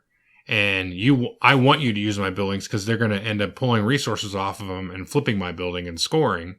And you might build buildings that I want to make use of because they're just convenient for me. And you're trying to build buildings that you want other people to use. Well, in Barrage, you kind of try to build buildings to get in people's way in a similar but different way where, I want you to use my little conduits and my different little factories and the different dams and everything that you can build. Because in Barrage, you're like shifting, it's this weird thing, but you're like, shifting water down through these different reservoirs and kind of powering this sort of weird fantasy steampunk world. But you're building buildings in such a way that you want people to use yours, and you're trying to put stuff in the way of other people to like funnel water down different directions, different pathways. And so that kind of coexistence on the board of everybody kind of trying to get in each other's way with their buildings is kind of very similar, I thought. Yeah, that's a really good connection. That had not occurred to me. In fact, it hadn't even occurred to me when I was playing Barrage. But yeah, that is a really good connection.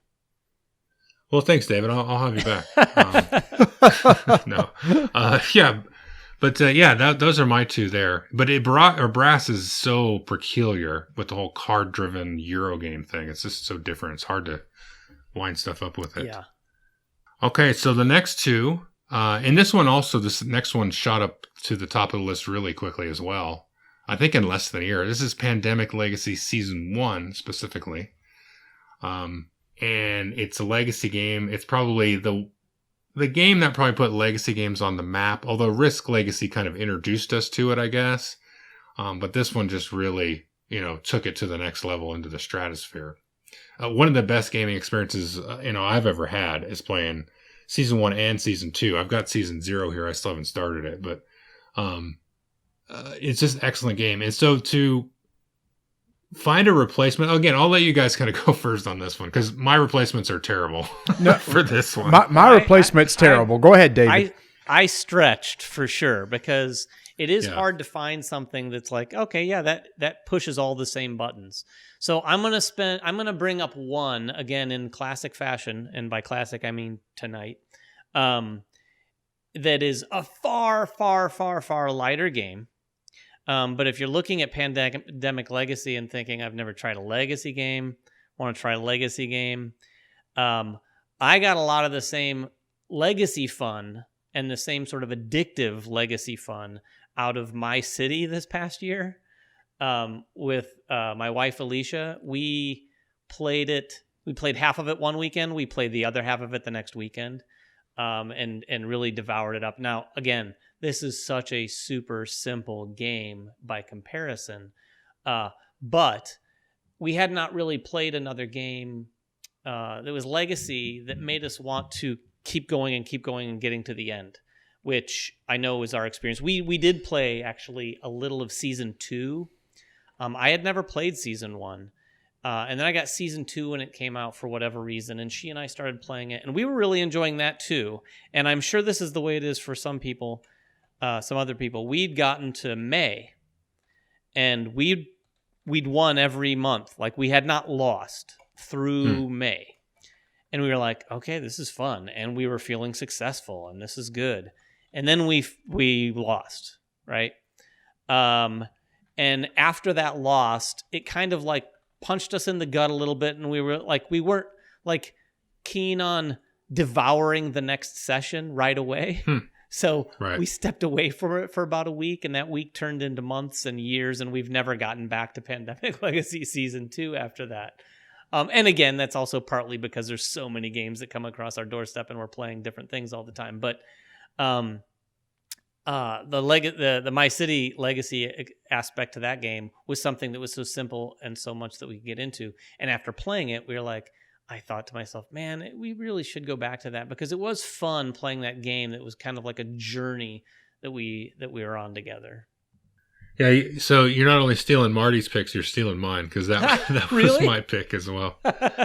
Yeah, no, it's a great pick because you're right. It's dead simple. It's not anywhere near as complex as even Pandemic, but that was one that I played with the family, and we blew through that, not in 2 weekends, but a few. Absolutely loved it start to finish. I mean, it just has a very addictive quality, like you said. And I think part of it is you get like 3 episodes or 3 games per season or whatever it is per envelope. Yeah. So when you sit down, it's very easy to play 3 games of this in a row because the game will take you, half an hour or so. Yeah, and then it's like again, and then you play 3 and you're like, that was great. And then next time you can play the next envelope. Yeah, I would agree that structure was brilliant because not even the envelope itself, when we first played, we didn't even know what to expect. So you just play the first scenario of the 3 in the first envelope, and Alicia was like, oh, well, that was quick. Do you want to do the next one? Like, it was so surprisingly short, yet satisfying. We were like, oh, let's do it again. And before we knew it, we were like spending the whole day going through like the first 8, however many envelopes there were. Marty? Yeah, so mine's not any good.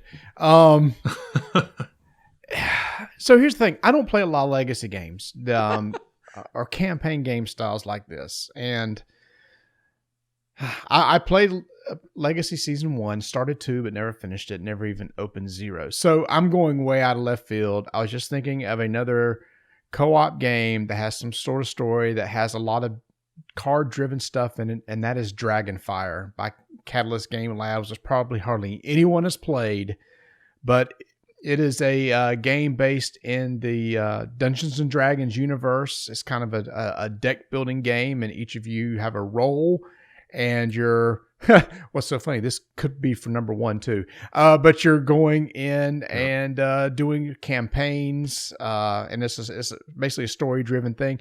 You could play multiple times, so it doesn't have that aspect to it. I was also trying to think of other games. It's like you play once and never play again. I know Charterstone was one, but I never played Charterstone, so I couldn't put that one on the list. So my weak one is Dragonfire. It's a tough one. That one came out, like maybe 3 years ago? 4? Yeah, and they put a bunch of expansions out for that game. And my group liked it, but again, because of the stuff that we do, we're always bringing new stuff to the table, which makes a story-driven game very hard for us to play. Yeah, agreed. This is not the kind of thing.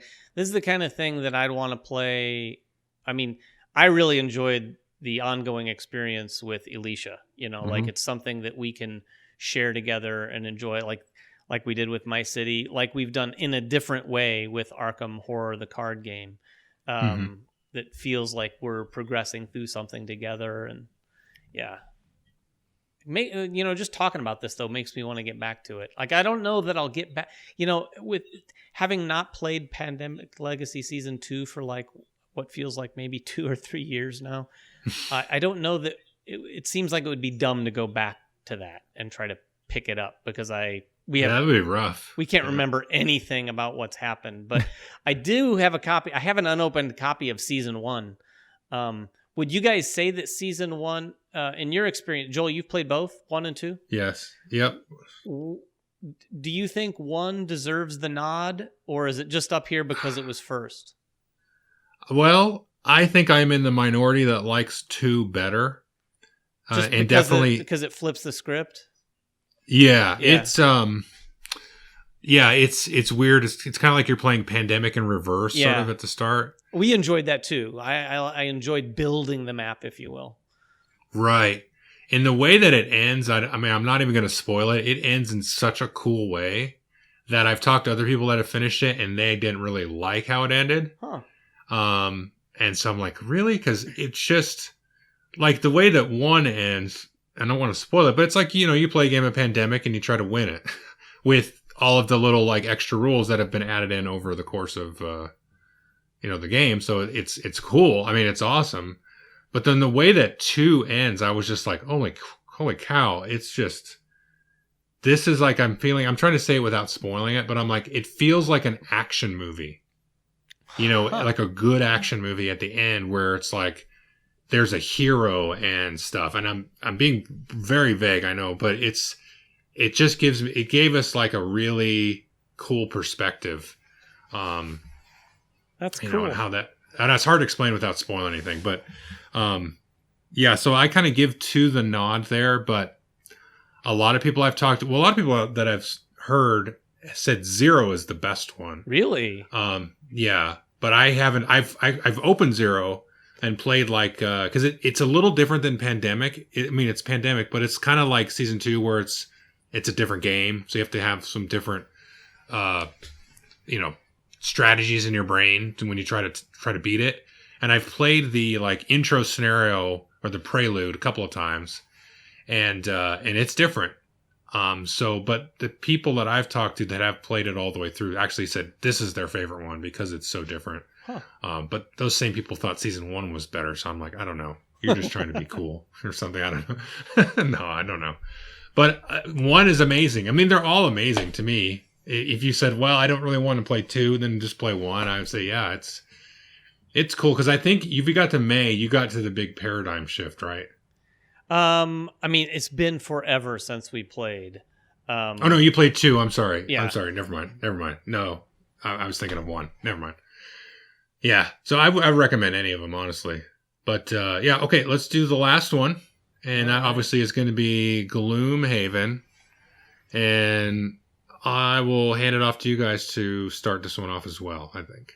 Well, I'm going to start off with an easy one. Okay. Bit of a softball, although you guys might roll your eyes again at this. Have you guys heard, this is kind of an obscure game, so maybe you won't roll your eyes. It's called Dungeons and Dragons. No. It rings a bell, but... Yeah. No, I mean, in all seriousness, that's the vibe that's I got one. with this. Although the one thing, and I know if Isaac's listening to this, like, he probably can't stand ever being compared to anything where there's dice being rolled. But that is the one thing I would say about this, that this has over just about any other experience similar to it. And by experience, I mean like a dungeon dive sort of thing. Yeah. And I'm kind of ignoring the whole legacy aspect to it at the moment. But Dungeons and Dragons, I mean, it just felt like that. It felt like a great version of that out of a box for someone who likes less randomness and more Euro-y sort of experience. Like the way the cards work. Right. Like that to me is the biggest hook. I can't think of anything else that I can't think of anything else that uses that mechanism where you're like looking at a very short list of cards and then you're playing one and it's got your initiative tied to it. And then it plays with whether you're using the top and the bottom of the card. It's very interesting how he's built those mechanics, and like it's obviously up here for a reason. I wouldn't say Gloomhaven is in my wheelhouse or my quote unquote type of game, but I certainly respect the fact that it jumped up here so quickly. Mm-hmm. Well, I think that's a fair alternative as well, David. There is Dungeons and Dragons, because this really has the whole scope of a dungeon crawl. Because you go to the dungeon, you do your little combat encounters. That's what most of the quests are. But you have the little road travels and the different little random events, and go into town and buy new items and stuff, and you've got a long arcing campaign and side quests and things that'll kind of take you in one direction or the other. So yeah, I think that's a great alternative. Yeah, and for me, so like you, David, I'm trying to respect what Isaac did of creating this dungeon delve, dungeon diving, dungeon explorer game without dice. There are a lot of dungeon crawlers out there that I could have spit out that use dice. So, and Joel, I know this is on your list, so it's an option too, but I'm stealing it. Okay. Thunderstone Quest. Again, the idea is like you're going into a dungeon, you're building up a character to go into a dungeon, but everything is done through card play with the RNG is not through a dice roll. So, again, out of respect for what Gloomhaven is able to pull off in a thematic game without rolling any polyhedrons, I went with Thunderstone Quest. Yeah, that was my choice, because I kind of started planning to do this podcast some time ago, and initially that was my main choice, was Thunderstone Quest, for precisely what you said. It's card driven, and it doesn't have any dice rolling or anything like that, and it has that whole sort of going back and forth between the dungeon encounter and then going to town and going back and forth, and so it includes a lot of those aspects. And really, you could just throw any dungeon crawl at the wall and say, Sure. okay, well, yeah, this would be a good alternative. You could say Warhammer Quest or Descent. Yeah, anything. I've got a dark horse one that just occurred to me that I think when I say it, you guys will go, okay, I see it. What about Clank Legacy? I can't see it. Yeah, I don't see it at all. I've not played Legacy. I've only played the original game and then In Space. Same here. But yeah, I haven't played all of Clank Legacy. In fact, I haven't played any of it, but I've watched it played, and Jeremy and Ryan and Kira played all the way through it for the channel and had nothing but incredible things to say about it. But interestingly enough, obviously you're quote unquote diving down into dungeons. and it's card driven. But obviously a very different experience, but it also has the legacy, unlike some of the other things that we were talking about. Yeah, It's no, a bit of a stretch. I think that It's makes a bit of a sense. stretch, Yeah. but Gloomhaven is a unique product. I mean, it took what Descent and many other games like that have done throughout the years and truly made it stand out with the fact that it's got, I don't want to say more intelligent, but more, the card play is just brilliant. Well, kind of circling back to WandaVision here. Nice. We're talking about, superhero stories being told in a new way.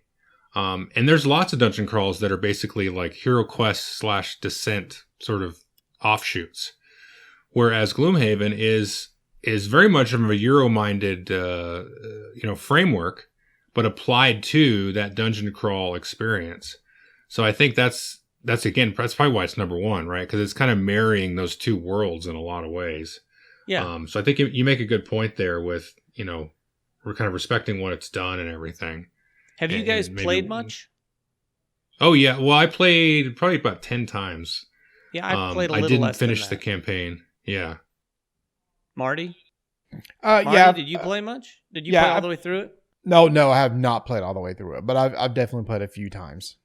Well, this is my alternative is actually Alter Quest, which, I said Thunderstone Quest was my initial replacement, but I recently played Alter Quest. It's good. And yeah, I love Alter Quest. And to me, if you don't want a 90 quest campaign that's going to take you 100 hours and 2 years of your game nights to finish, but you still want some cool card-driven, very thinky gameplay behind your dungeon crawl, I think Alter Quest is a great alternative. I'm absolutely overjoyed with this game. I've actually played this one. I'm almost played this one as much as Gloomhaven at this point. Oh, wow. Because I played through the campaign of Alter Quest, because there's a story-driven campaign in it. And then I played a couple of other one-offs. So I guess I played it 8 times, so just slightly less. And I want to play through there's I don't know how you say it, like a procedurally generated campaign. There's no story beats. It's just you kind of alter the decks as you play through these various missions. But it has a couple things in common with Gloomhaven Quest. First of all, the card play, like I said, which is really thinky. It's thinkier than you think it might be. It does have dice resolution for combat, but there's a lot of mitigation. And the way that dice work in this game is so interesting because there's no misses on it. Like when you roll the dice, you never get nothing out of them. Yeah, and you either get it. Yeah, that is brilliant. That is one. Have you played many of the Saddler's other games? I played some of their card games and stuff they did for FFG, but I haven't played any of this, the other modular deck system games. Their newer stuff that they've been doing with Blacklist, most of it uses that. And it makes someone who's more inclined to play Euro games and not so much a fan of the randomness of an Ameritrash game, it really takes a lot of that out of it, because the fact that you're able to sort of build up sort of those fails, if you will, and then utilize those reminded me too, that aspect I really liked. Have you played much Too Many Bones? I played it once. This was when it first came out. Yeah. Too Many Bones, I mean, separate subject for another time. It's obviously a lot of game to try to tackle, but it too used that mechanism where you can sort of start racking up your failures and let them fire off to let you do something special. It's not quite exactly the way the Saddlers do it with their games, but that really makes the dice play a lot more fun for people who might not be rolling terribly well. Yeah, absolutely. It's a great little mechanic. The last part of it was in Gloomhaven, and I forget what they call it. They have these things like when you play certain cards, you'll charge up a certain magical element, so that later on in the combat encounter, you'll be able to do some kind of exploding effect. So if you play a bunch of fire cards, you might do that for another player at the table, and they'll be able to play their big old fireball or something. Oh yeah, there's a little sideboard where you're affecting the elements. Yeah. Right.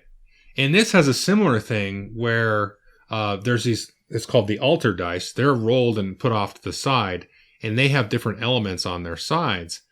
And you can take actions to kind of manipulate those. But the other thing is the enemies in that game, the adversaries and the villains, they can actually activate them. So as you're going through and activating the villains, they'll sort of spend those dice. Anytime you use that action, you spend and re-roll the dice so the element will change. So it's a little bit more random, but there is mitigation in there that you can do to play with it. And I just absolutely love that aspect because it's kind of like this crazy magic sort of bouncing off the walls that you're sort of trying to corral, similar to the way it works in Gloomhaven, at least thematically. So that's a neat kind of little tie in there, I think, with Gloomhaven and Altar Quest. Yeah, as you're talking about it here, I'm looking at the page on BGG, and I happen to note that the hot review at the moment is by none other than Drive-Thru Review. So we've now uncovered your whole ruse tonight with this entire list was to get people to go to this page and watch your review, wasn't it? Be honest. It worked. In the guise of, what is the 2.5 hour podcast? I'm glad to know that Marty and I are just pawns in your game. I'm used to being a pawn. Very expendable. Well, it's a recent review, so this is the reason why it's still up there. But yeah, like I said, I think this will be a game people will get sick of me talking about probably for the next year because, I really am enjoying it quite a bit. But, thanks for revealing my ruse, David. Yep. Hey, that's what I'm here for. I'm trying to uncover all the dirt in the board game industry, and you were first on my list, Joel. Wow. So, Marty, you tricked me by getting him on here. Tony had nothing to do tonight. Yeah. Well, you know what, guys? I super appreciate you joining me. I mean, honestly, I'll even say this to you after we stop hitting record. Oh, that's genuine. I like that. I really appreciate you guys jumping on here, and David, especially last minute.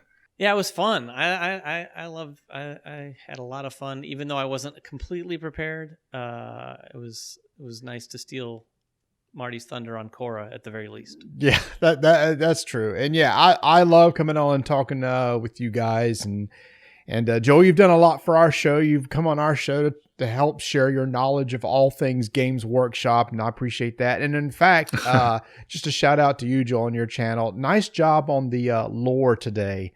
Thanks. That you did. I love seeing you do other things in the tabletop space besides just board game reviews, and then it's just another venue. It's like, oh, cool! I never thought about the lore of this universe. Now I can go check it out from somebody I trust when I hear about games they talk about. Oh, thanks, Marty. I appreciate that. So, David, that's how you suck up if you want anything done too. So that's how you get invited back. That was the other reason I came on, because I wanted to learn from Marty how best to suck up.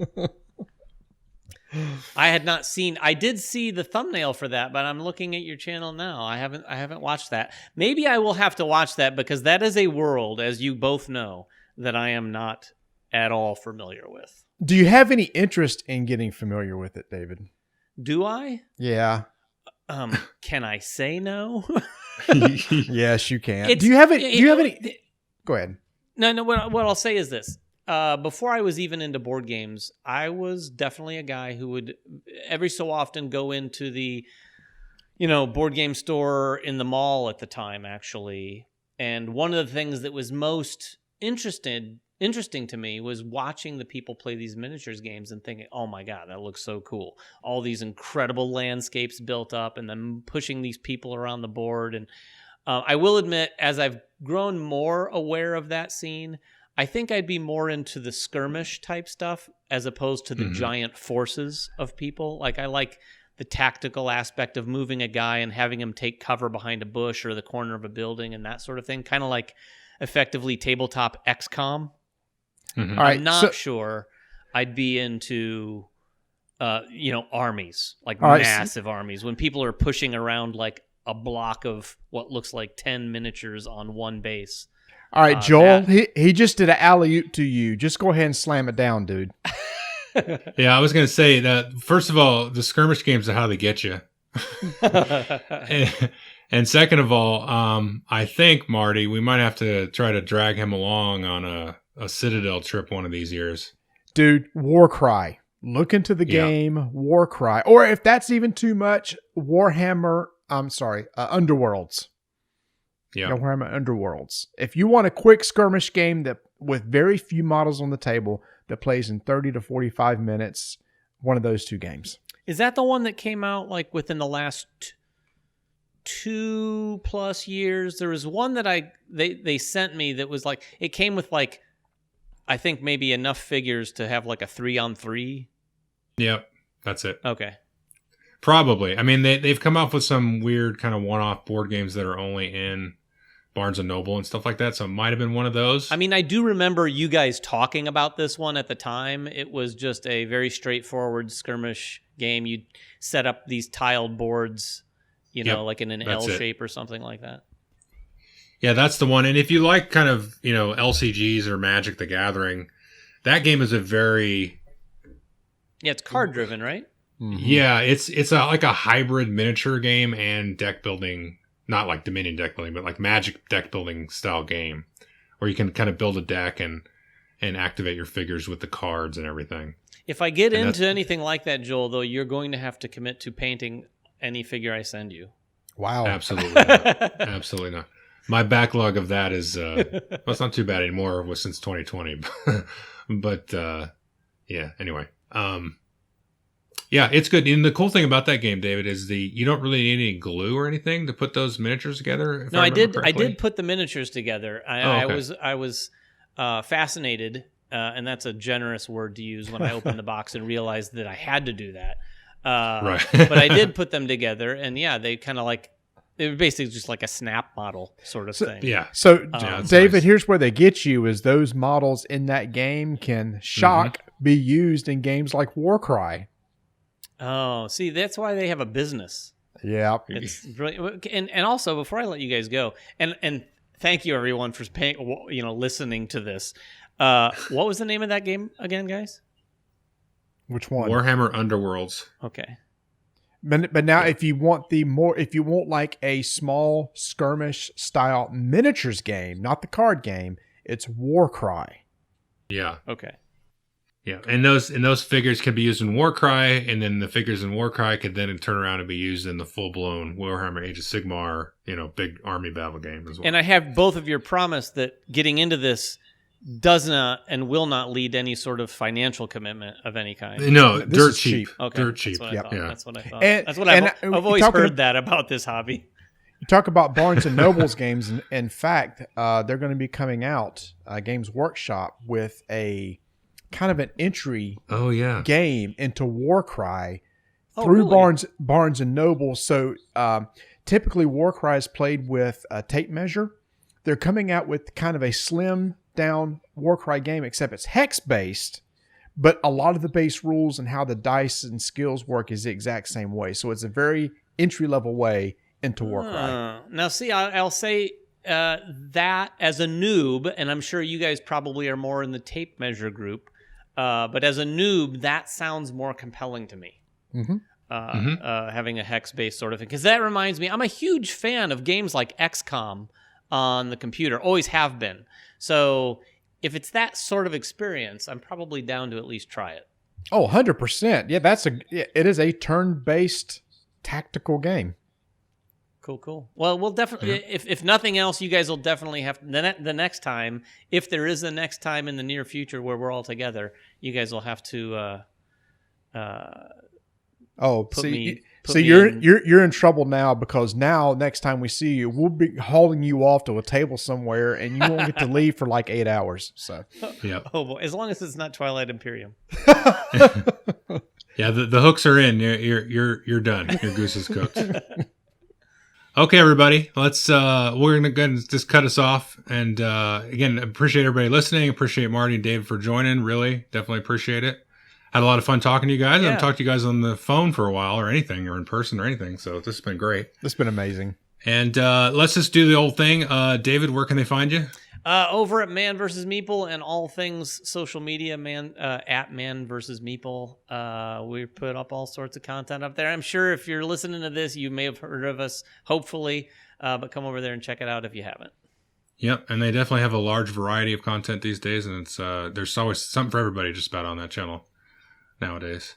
Thank you. And then Marty? Yeah, so on social media, we're everywhere. It's Dice and Names, and our website's Roll Dice Take Names. If you want to check out the ways to subscribe to our podcast, we have our big annual Squirrely Awards episode coming out, and Joel is a presenter again this year, and he is doing the Miniatures Games Award, and Dave is a presenter too, but I just want to talk, because we're talking about Miniatures Game, is Joel will actually be presenting our Miniature Game of the Year award. And that's right, and I'll have a special guest joining me as well on my presentation. Oh, boy. Spoiler alert. Yeah. Okay, thanks, everybody. Have a good one. Bye-bye. Bye-bye.